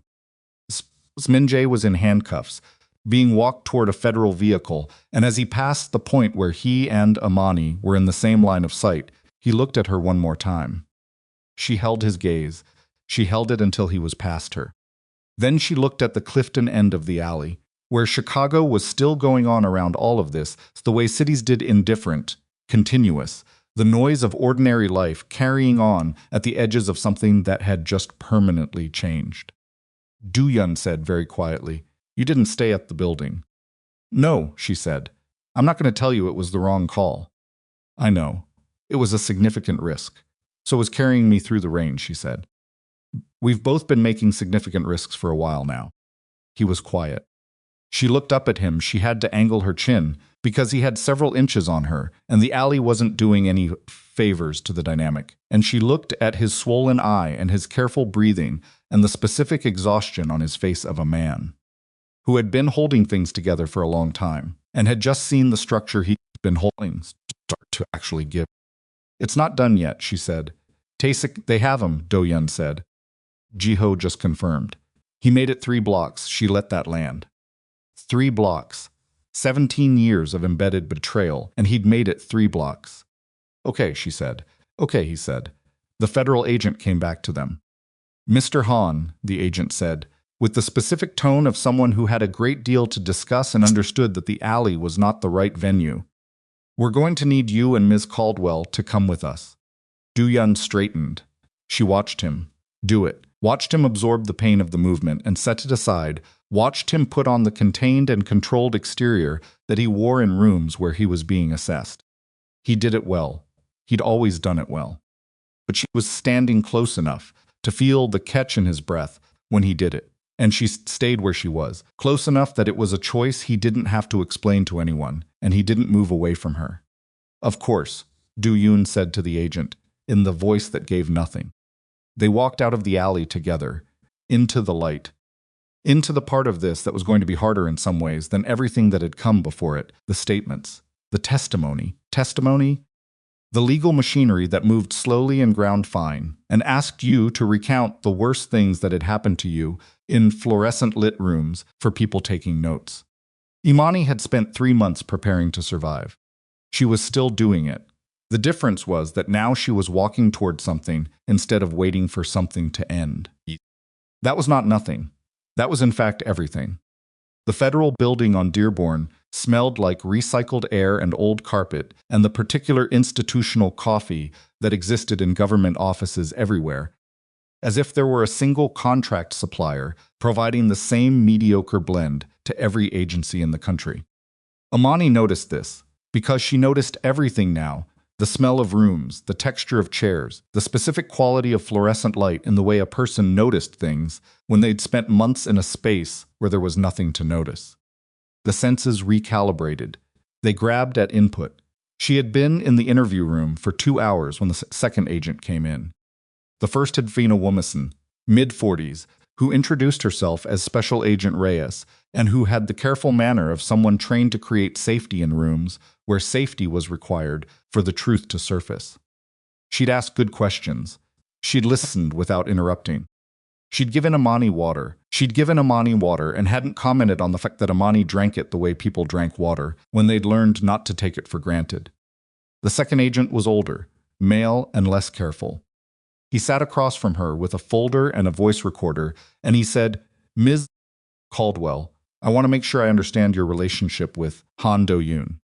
Imani looked at him. I don't have one, she said. I mean, I have one now, but not before. I'd never met him before the night he found me. But you've been living at his property for the past several weeks. Yes, and you were present tonight at the warehouse operation. I was at a separate location with live surveillance access. Yes. And you entered the alley. Yes. He wrote something. She watched him write it and thought about what it looked like from his side of the table, the shape of the story as he was assembling it, the ways it could be read by people who hadn't been in a basement for 3 months and weren't working from the inside of the experience. Agent, she said. He looked up. I was abducted from my hospital's parking garage. I was held in a basement for 11 weeks with an untreated infection, chained to a pipe, by a man who was angry that I wouldn't give him my phone number. She said it flatly, without performance, the way she delivered difficult information in the ER clearly, completely, without softening it in ways that made it easier to dismiss. Han Do-yun removed me from that basement. He provided medical treatment. He gave me the resources to restore my legal identity and rebuild my work. He did not ask for anything in return. She paused. Tonight, he was in a warehouse with 4 men instead of 2, and came out with at least 2 broken ribs and an eye that needs imaging. You can characterize my relationship with him, however you need to for your report. I'm telling you what happened. The agent looked at her for a moment. He wrote something else. Agent Reyes, in the corner, said nothing. But something in her posture shifted slightly. The way a person's posture shifted when they agreed with something they hadn't said out loud. The interview continued for another 90 minutes. Imani answered every question. She did not minimize. She did not protect Do-yun in ways that required her to misstate facts. She'd thought about this during the drive to the federal building, had made the decision clearly and ahead of time. Because her credibility as a witness depended on telling the truth completely, and the truth completely happened to be that Do-yun had extracted her from captivity and kept her safe and involved himself in significant legal risk to eliminate the threat his brother posed. That was true. She said it true. What she didn't do was volunteer characterizations of the Han organization's other activities. She was asked directly, twice, about things she'd observed at the estate. She said both times that she'd observed a man attempting to move his business interests toward legitimate operations and away from criminal ones, and that she had no direct knowledge of ongoing illegal activities, and that she was a nurse and not an intelligence analyst, and that distinction mattered. Agent Reyes walked her out at 1:15 in the morning. In the corridor, Reyes stopped and said, "We're going to need you to stay available. The case against Min Jai will require your testimony. Kidnapping, false imprisonment, the physical evidence from the property. You're the primary witness." "I know," Imani said. "It won't be fast. I know that too." Reyes looked at her with the direct assessment of a professional who'd done this a long time. "You're doing very well. I know that also," Imani said. Reyes almost smiled. "Is there somewhere safe you can be tonight?" Imani thought about the estate. She thought about what tonight had changed in the calculus of what the estate was and what it represented. She would sane. She thought about the East Hall room and the chair she'd claimed, and the shelves she'd organized, and what it meant that she'd built a small, functional life inside the walls of someone else's stronghold. "Yes," she said, "there is." Do-yun had 2 fractured ribs. Dr. Mercer confirmed it at 3 in the morning at the estate with portable imaging equipment that Imani suspected cost more than her last car, and that appeared within 40 minutes of her request, which told her things about the nature of the resources available here that she'd already understood in theory but kept encountering in practice. She stood in the doorway of the medical room while Nurse Wharton watched Do-yun submit to the examination with the specific patience manance of a man who had decided to stop arguing about it. He had argued about it briefly in the vehicle on the way back from the federal building, not about the examination itself, but about timing, about the night's events, about 3 other things that needed his attention, and she'd looked at him and said one sentence. "If you crack a displaced fragment into your lung at 2 in the morning because you wouldn't sit still, I'm going to be very angry with you." He'd sat still. Mercer wrapped him, gave instructions about breathing exercises, and the specific warning signs that would require immediate emergency intervention, and left. Imani stayed. She checked the wraps. Mercer was competent, but she was more familiar with Do-yun's specific presentation at this point than Mercer was, and familiarity mattered in assessments and adjusted the tension at 2 points where it would catch rather than support. Do-yun watched her work. "You move the wrap," he said. It was compressing instead of stabilizing. "There's a difference." She finished the adjustment and stepped back. "How does that feel?" "Better," he said. "Like the admission cost him something." "Good." She put the medical tape on the tray. "Tacey sick." His jaw tightened. "He's in federal custody." He was 3 blocks from the warehouse when Jiho's men caught him. "He's cooperating." "Why? Because the alternative is significantly worse." She looked at him. "How long have you suspected him?" 6 weeks, Do-yun said. The estate attack.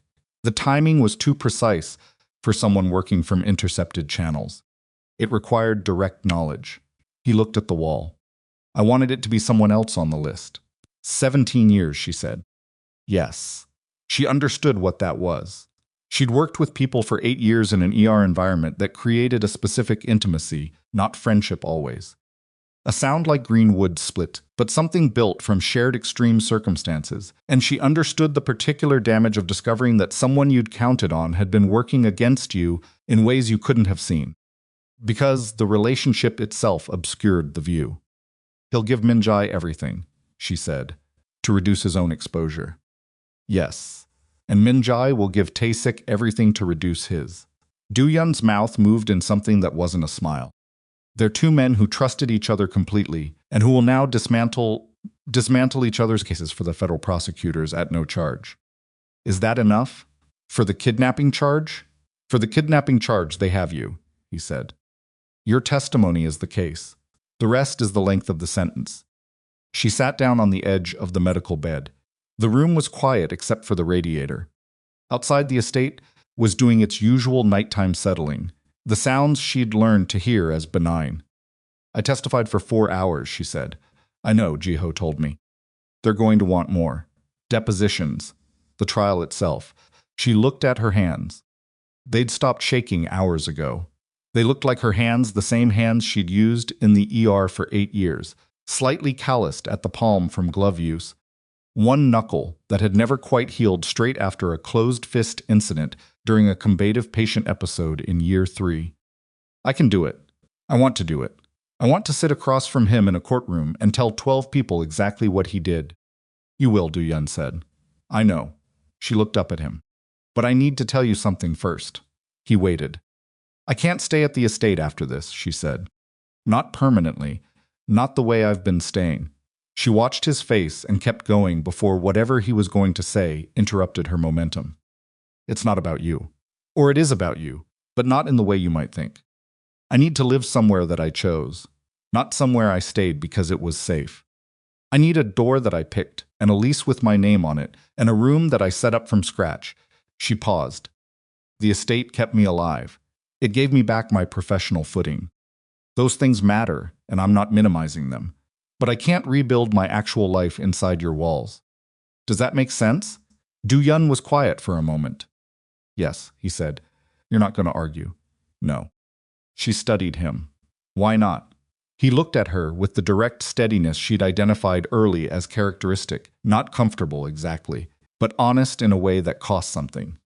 Because you just described the difference between protection and possession. And I told you in an alley 3 months ago that I'm not my brother. He paused. I meant it. She held his gaze. I know you did, she said. The radiator ticked. There's a building in Lincoln Park, she said. 4th floor, south-facing. The listing has windows that take up most of the exterior wall. She watched something shift in his expression.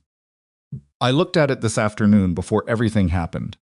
On my phone, while Jiho was reviewing the camera positions. You were apartment hunting during an operational briefing, Do-yun said. I was multitasking. She looked at him. I need you to understand that I'm telling you I'm leaving this estate and also telling you that I'm not leaving. Those are 2 different things, and I need both of them, to be clear. He understood. She could see him understanding it, the distinction she was drawing, the thing she was asking him to hold alongside the thing she was asking him not to hold. Lincoln Park is 40 minutes from here in traffic, he said finally. Yes, 40 minutes is manageable. I know it is, she said. The legal process was exactly as slow as Agent Reyes had promised. The preliminary hearings began in December in a federal courthouse where the heating system ran slightly too hot and the benches were designed with the apparent philosophy that comfort would undermine the gravity of the proceedings. Imani sat through 4 of them, 2 as a witness being prepped by the prosecutor's office, and 2 as an observer. Splitting. Learning the shape of the legal structure, being built around Min-jae's case, the way she'd once learned the shape of Doan's plan, systematically, with attention to the load-bearing elements. The prosecutor was a woman named Adaeze Okafor, who had been working federal kidnapping and trafficking cases for 11 years, and who looked at Imani's case file with the focused appetite of someone who had been waiting for something with this much documentary evidence. The infection records. The chain which had been recovered from the property and photographed and cataloged. The medical records from Dr. Mercer's initial examination. Imani's own clinical notes, which she'd been keeping in a journal since week 2 of her captivity, because she'd needed something to do with her brain and the brain had defaulted to charting. These notes, Okafor said, in their first meeting, holding up the journal. You wrote these while you were held. Yes. You maintained clinical notation throughout. It was what I knew how to do. Okafor looked at her over the journal. Miss Caldwell, This is going to be a significant piece of evidence. I know. I kept it for that reason. She'd known even in week 3 with the fever climbing that if she got out, and she made herself use that word, if, not when, because the nursing part of her brain would not tolerate wishful thinking in a clinical context. If she got out, the notes would matter. They were dated. They were detailed. They were in her handwriting and used her professional notation system, which was verifiable against her employment records. She'd written them as a nurse documenting a case. The case happened to be herself. Tae-sik's cooperation produced, over the following weeks, a document trail that filled gaps the federal investigators had been working around. Financial transfers, communication logs, the specific routing Min Jae had used for the abduction, the timing of it, the preparation, the property arrangements. Tae-sik had been thorough in his loyalty to Min Jae and was equally thorough in dismantling it. Because Tae-sik was a logistics man, and logistics men worked the same way regardless of which direction the work ran. Min Jae's attorney attempted 3 separate legal strategies in the first 2 months. The first was a competency argument.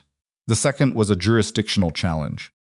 The third was a motion to suppress the medical evidence on grounds that would have required the court to accept a reading of Do-yun's estate as an unauthorized medical facility, which Okafor dispatched in a brief that Imani read twice because it was genuinely impressive. Min Jae fired his attorney after the third failure and acquired a new one. The new one was better, but the case wasn't a matter of legal skill. The case was a matter of evidence, and the evidence was specific and documented and sourced, and, in Imani's own handwriting, in a journal she'd maintained through 11 weeks of captivity, and no attorney was good enough to make that disappear. Imani moved into the Lincoln Park apartment in January. It took 1 day to move because she didn't have much. The things from the Atlanta storage unit had been retrieved. Her aunt had driven up with a van and spent 2 days crying at intervals and making Imani eat at every meal, which was its own kind of care that Imani received without pushing back. Because her aunt had driven 12 hours and was operating at the edge of her emotional capacity, and the least Imani could do was eat the food. But the storage unit had held what survived the abbreviated termination of her former life clothes, some 6, her nursing certification materials, a coffee machine that still worked, a collection of framed photographs that she stood looking at for a long time when she unpacked them. She and Denise had been at nursing school together. The photograph from their graduation, both of them, in the ridiculous caps and gowns. Denise grinning the way Denise grinned with her whole face. Imani with the more restrained expression she'd always had in photographs. The one her mother used to say made her look like she was evaluating the camera for structural integrity. She put this one, the windowsill, first, before anything else. The windows were exactly as advertised. South-facing floor to ceiling, and in January the back wall of the living room, and moved across it through the afternoon, in a way that marked time gently and without pressure. She stood in the empty apartment the first morning and let the light do that. She'd thought about this moment in the basement. Not this specific apartment, not this specific light, but the concept of it, the abstract version of the space she'd chosen, with no chain and no locked door and no steps on the ceiling to track. She'd held the concept like a navigation point, something to aim her internal compass at when the fever or the darkness got bad enough that she needed an anchor. The actual moment was quieter than she'd imagined. Not less significant, just quieter. She didn't feel a dramatic release. She didn't feel the specific catharsis she'd half expected. She felt something more like a dial turning almost imperceptibly in a direction that was correct, and the motion of it was subtle enough that you'd miss it if you were looking for something large. She made coffee. She sat on the floor because she had no furniture yet. She drank the coffee and looked at the light moving on the wall and thought about what she was going to do next. The list was not short. Her nursing license was still valid. The board had been notified of her circumstances through Okafor's office and had been, in the measured language of institutional bodies, appropriately responsive. She needed continuing education credits to fully restore her standing, which she'd been working on through the online modules she'd accessed at the estate. She had a contact at a community health clinic on the north side, a woman named Dr. Patricia Vasquez, who ran an emergency medicine consultation program for underserved patients and who had been 2 years ahead of Imani in nursing school before going back for her MD, and who had called Imani's cell the week after Imani's story had moved through the professional networks. Vasquez's message had been characteristically direct. "When you're ready, I have work. No pressure. Call me." She called her in February. The work was what she needed it to be, not the adrenaline-saturated environment of a full ER, not yet, but proximate to it. Patients who couldn't access the specialist system. Tridge consultations, the particular kind of emergency medicine that happened in the gaps of the formal healthcare structure, in clinics that ran on limited budgets and significant will. She was good at it. She'd always been good at this specific kind of medicine, reading a presentation with incomplete information, working with what you had, making the best possible call under constraint. She'd had a lot of practice with constraint.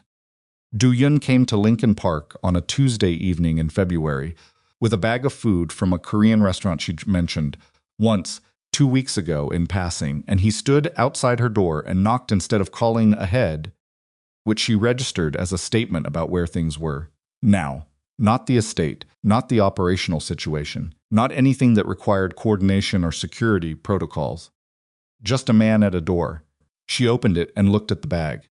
"I mentioned that restaurant once," she said. "You mentioned it twice," he said. "The second time, you were specific about what you'd ordered before." She stepped back to let him in. He looked different in Lincoln Park. Not diminished, not that.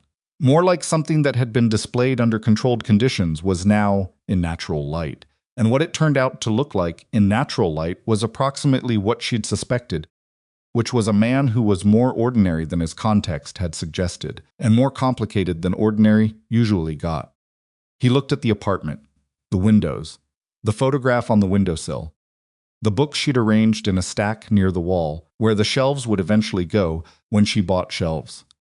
He looked at it like a man reading something. "You picked well," he said. "Yes," she said.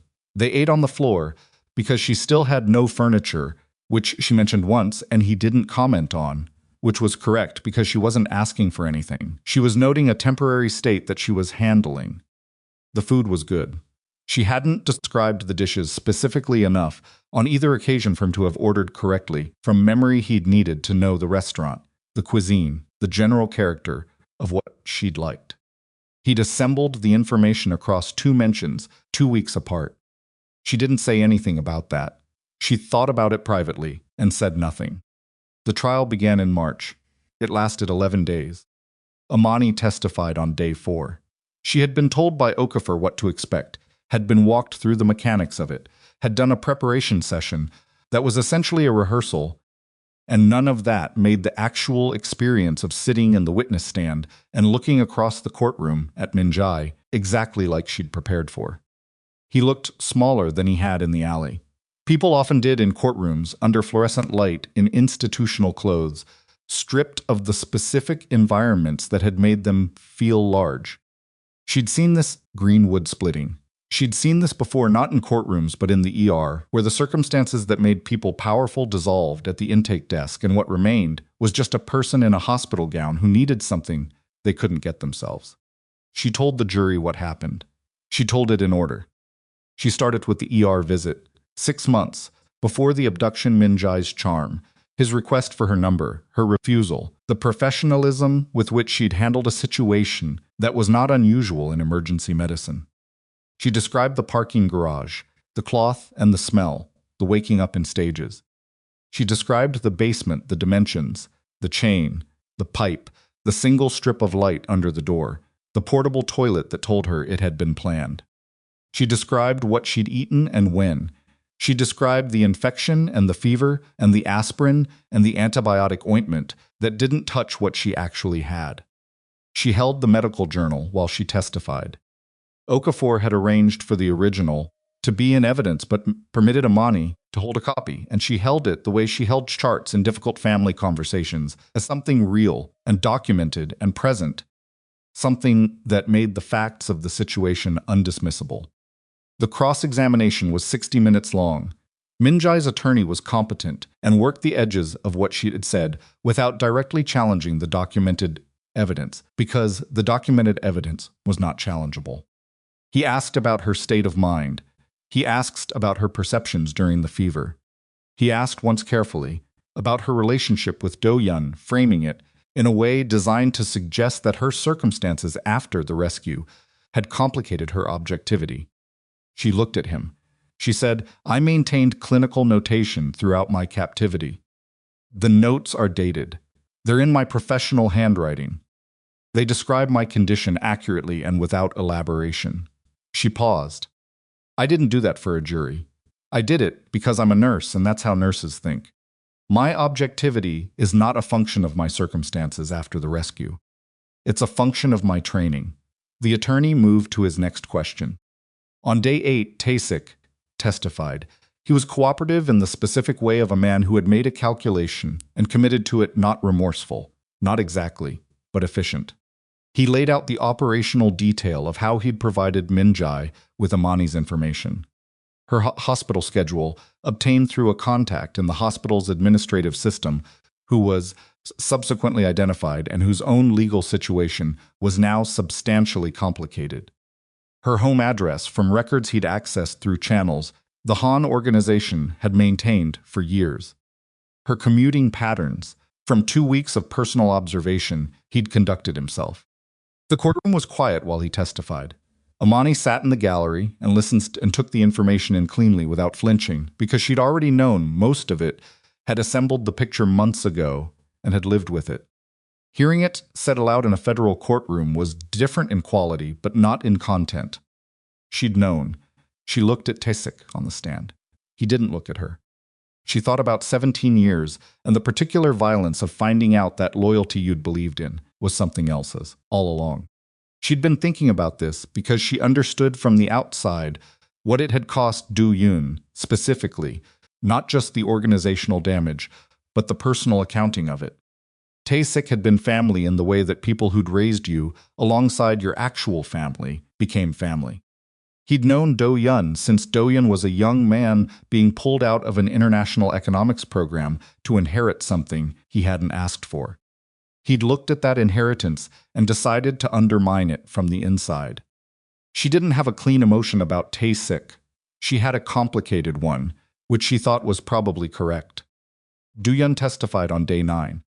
He was called by the prosecution as a witness to the circumstances of Imani's discovery, the raid on the Pilsen property, the condition she'd been found in, the chain, the infection, the decision to remove her and provide medical treatment. He answered every question clearly and without hedging. When he was asked directly about the Han organization's activities, he answered with a specificity that she suspected had been negotiated in advance with his own attorneys and with the federal prosecutor's office. There was a quality to those particular answers that suggested they'd been shaped by prior conversation, though nothing he said was untrue. He had been cooperating with federal investigators for 6 months.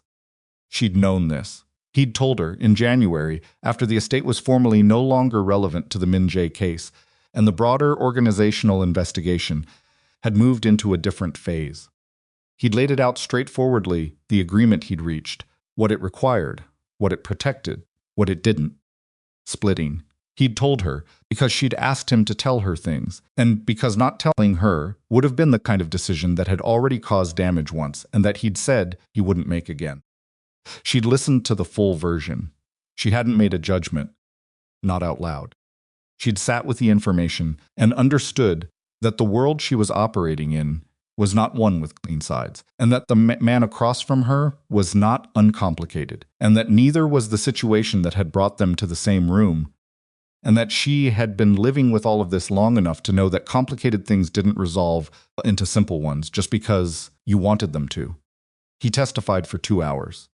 She watched him on the stand the same way she'd watched him at the charity gala, looking for the thing underneath what was being performed, which in this case wasn't deception but composure, the same composure he wore everywhere, the expensive kind that took years to build and that she'd spent months learning to see through. On the stand, she caught it twice, the specific micro-expression of a man confronting something that cost him, held for a fraction of a second before the composure reasserted. Once when he described the basement and what he'd found in it. Once when Tae-sik's name came up, she noted both. She didn't look away. The verdict came on a Thursday afternoon. Guilty. All counts. The sentencing was 3 months later, in June, and Imani was there for that too. She sat in the second row and watched Minnie stand for the sentence, and she held herself completely still and breathed evenly and let the words from the bench land without filtering them. Long. Federal. Multiple counts. He was going away for a time that was longer than the life she'd lived before he entered it. She didn't feel triumph. She'd expected that she might had held space for it, had thought about what it would feel like to hear the sentence and feel the satisfaction of an outcome commensurate with the damage. What she felt instead was something quieter, something that she recognized from nursing, as the sensation that happened when a very long crisis finally reached resolution, not joy, not even relief exactly.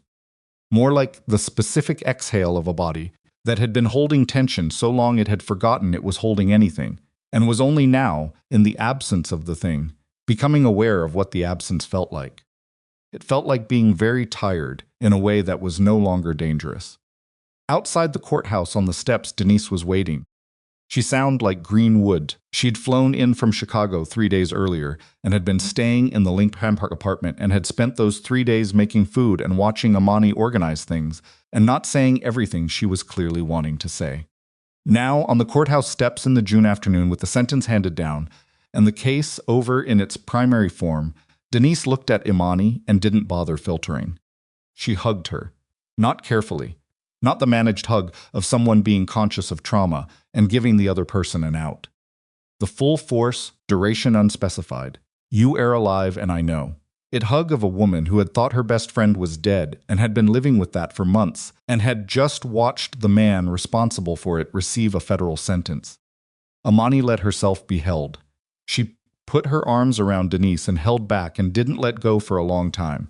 And on the courthouse steps with the city doing its indifferent city things around them, she let herself feel the full weight of what the past year had been and what it was now and what the difference between those two things meant. She didn't cry. She thought she might, and then she didn't, and that was all right. When they separated, Denise looked at her with the direct assessment of a woman who'd known her for 15 years and said, "How are you actually?" "I'm actually okay," Imani said. "That's not a nothing statement from you." "No," she agreed. "It's not." Do-yun was not at the courthouse. They'd talked about it, whether his presence would complicate things visually, given the ongoing organizational investigation, given the specific nature of how the federal prosecutors wanted the narrative framed. She'd said she understood and meant it. He'd said he'd be reachable if she needed anything, which was true but also not the point. The point was that she'd walked into the courtroom without him and testified without him and heard the verdict without him.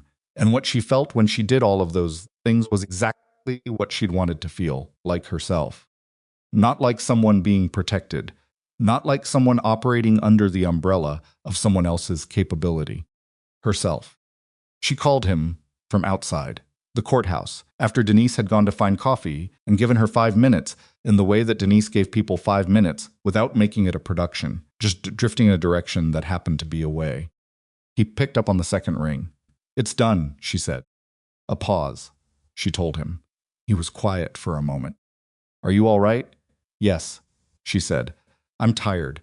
I'm the kind of tired that I think is actually going to let me sleep tonight, which would be new."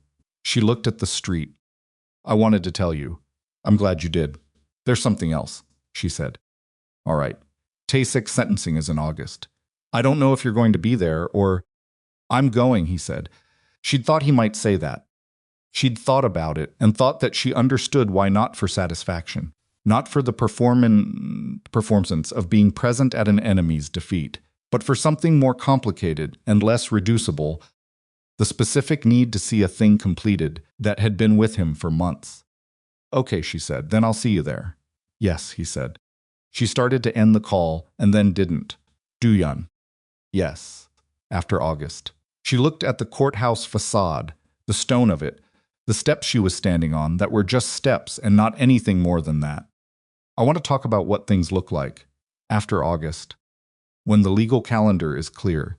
He was quiet for a moment in the specific way she'd learned to read, not hesitation, not uncertainty, the way he was quiet when he was being careful because what he was going to say mattered. "So do I," he said. She ended the call and stood on the steps and let June be June, the specific quality of it, the city's warmth, the light. August came. Tae-sik's sentencing was less dramatic than Min-jae's, which made sense because his case was simultaneously less concentrated in its horror and more sprawling in its bureaucratic damage. The years of information passed, the financial structures he'd enabled, the human cost distributed across time in ways that were harder to put in front of a jury than 11 weeks in a basement. His attorney had negotiated effectively. The sentence was significant without being what Imani would have called satisfying, and she'd stopped expecting satisfaction from legal processes some months back, so this landed without disappointment. Do-yun sat 2 rows behind her. She knew he was there before she saw him, heard him take the seat, recognized the specific quality of his stillness, the way the air in the row changed when he entered it. He didn't sit beside her. The distance was right, she thought. Not performance, not caution appropriate. She didn't look back at him during the proceedings. After on the steps, she waited. He came out and stood beside her and looked at the city, and they were quiet for a moment in the way they'd learned to be quiet together, which was the kind of quiet that didn't require filling. "It's done," she said. "Yes," he said. "How are you?" He looked at her. The question landed differently on him than it did. On most people she asked it. She could see that, the slight adjustment of his expression when he understood that she was asking actually, not transactionally.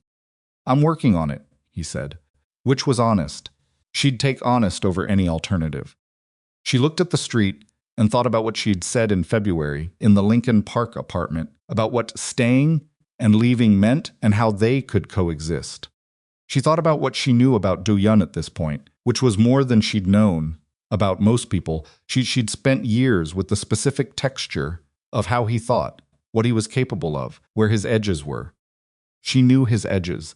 She'd found several of them by pressing against them. She knew that he'd been trying to dismantle something he'd inherited before she appeared in his basement, and that this was ongoing and would continue to be ongoing.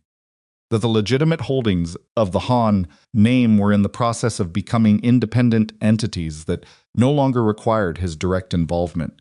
That Jiho had been building the infrastructure for this transition for 2 years, and that it was, by Jiho's own recent account, 70% complete.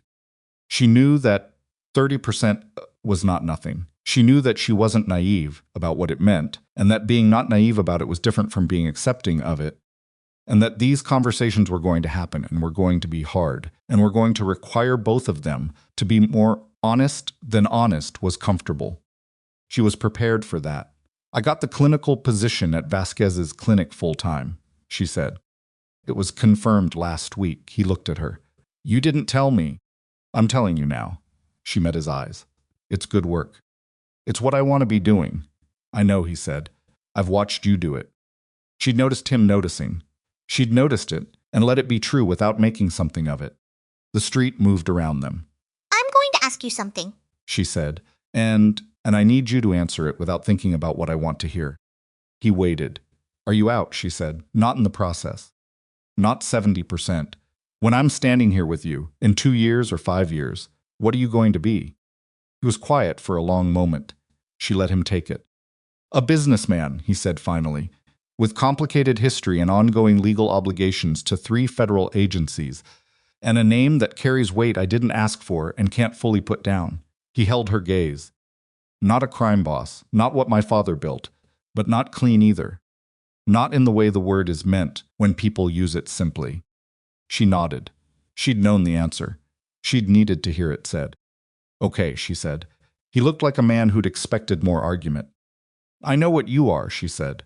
"I've known for a while. I'm not standing here because I've decided you're something you're not." She looked back at the street. "I'm standing here because I decided you're worth the complicated." He was quiet. She felt him look at her in the specific way he looked when something reached him not past the composure but through it, the way a sound reached you through walls. I'm going to the clinic on Thursday, she said. First full day. And I need furniture. I'm aware you need furniture, he said. You've been sitting on the floor for 8 months. I like the floor, Imani. I'm going to buy furniture, she said. I'm going to do it myself this week, and it's going to be the furniture I pick. But you can help me carry it up 4 flights if you want. He looked at her. There's no elevator, she said. I'm aware there's no elevator. You mentioned it in March. That was a complaint, not an invitation. It can be both, he said. She didn't quite smile. Close. She turned and started down the steps, and he fell into step beside her, not leading, not trailing, the specific configuration of 2 people who had figured out how to walk through a space without one of them having to manage it for the other. The city was loud and indifferent and ongoing. She was part of it, not chained to anything, not waiting for a footstep on a ceiling, not counting steps in a 12-foot radius or rationing water or maintaining herself through the active effort of deciding not to disappear. Just walking. Her ankle was fine, had been fine for months, though she still noticed it sometimes when she pushed too hard, a faint reminder in the joint, specific and unremarkable, the kind of thing the body kept to note, that something had happened there, and that it remembered even if she was trying to move forward. She thought that was probably appropriate. Bodies were honest that way. They kept records whether you wanted them to or not, and the records weren't always comfortable, but they were yours. And the keeping of them was what proved you'd been through something real, and that you were still here, and that here was on balance, a place worth being. She was here. On a Tuesday in August, on the steps of a federal courthouse, with the sentence handed down and the case closed, and the man who'd put a chain on her ankle going to a federal facility for longer than she'd been alive when she graduated nursing school. She was here and she was walking, and the sky above the city was an unremarkable blue that was the most beautiful thing she'd seen all week. That was enough. More than enough. It was, in fact, everything.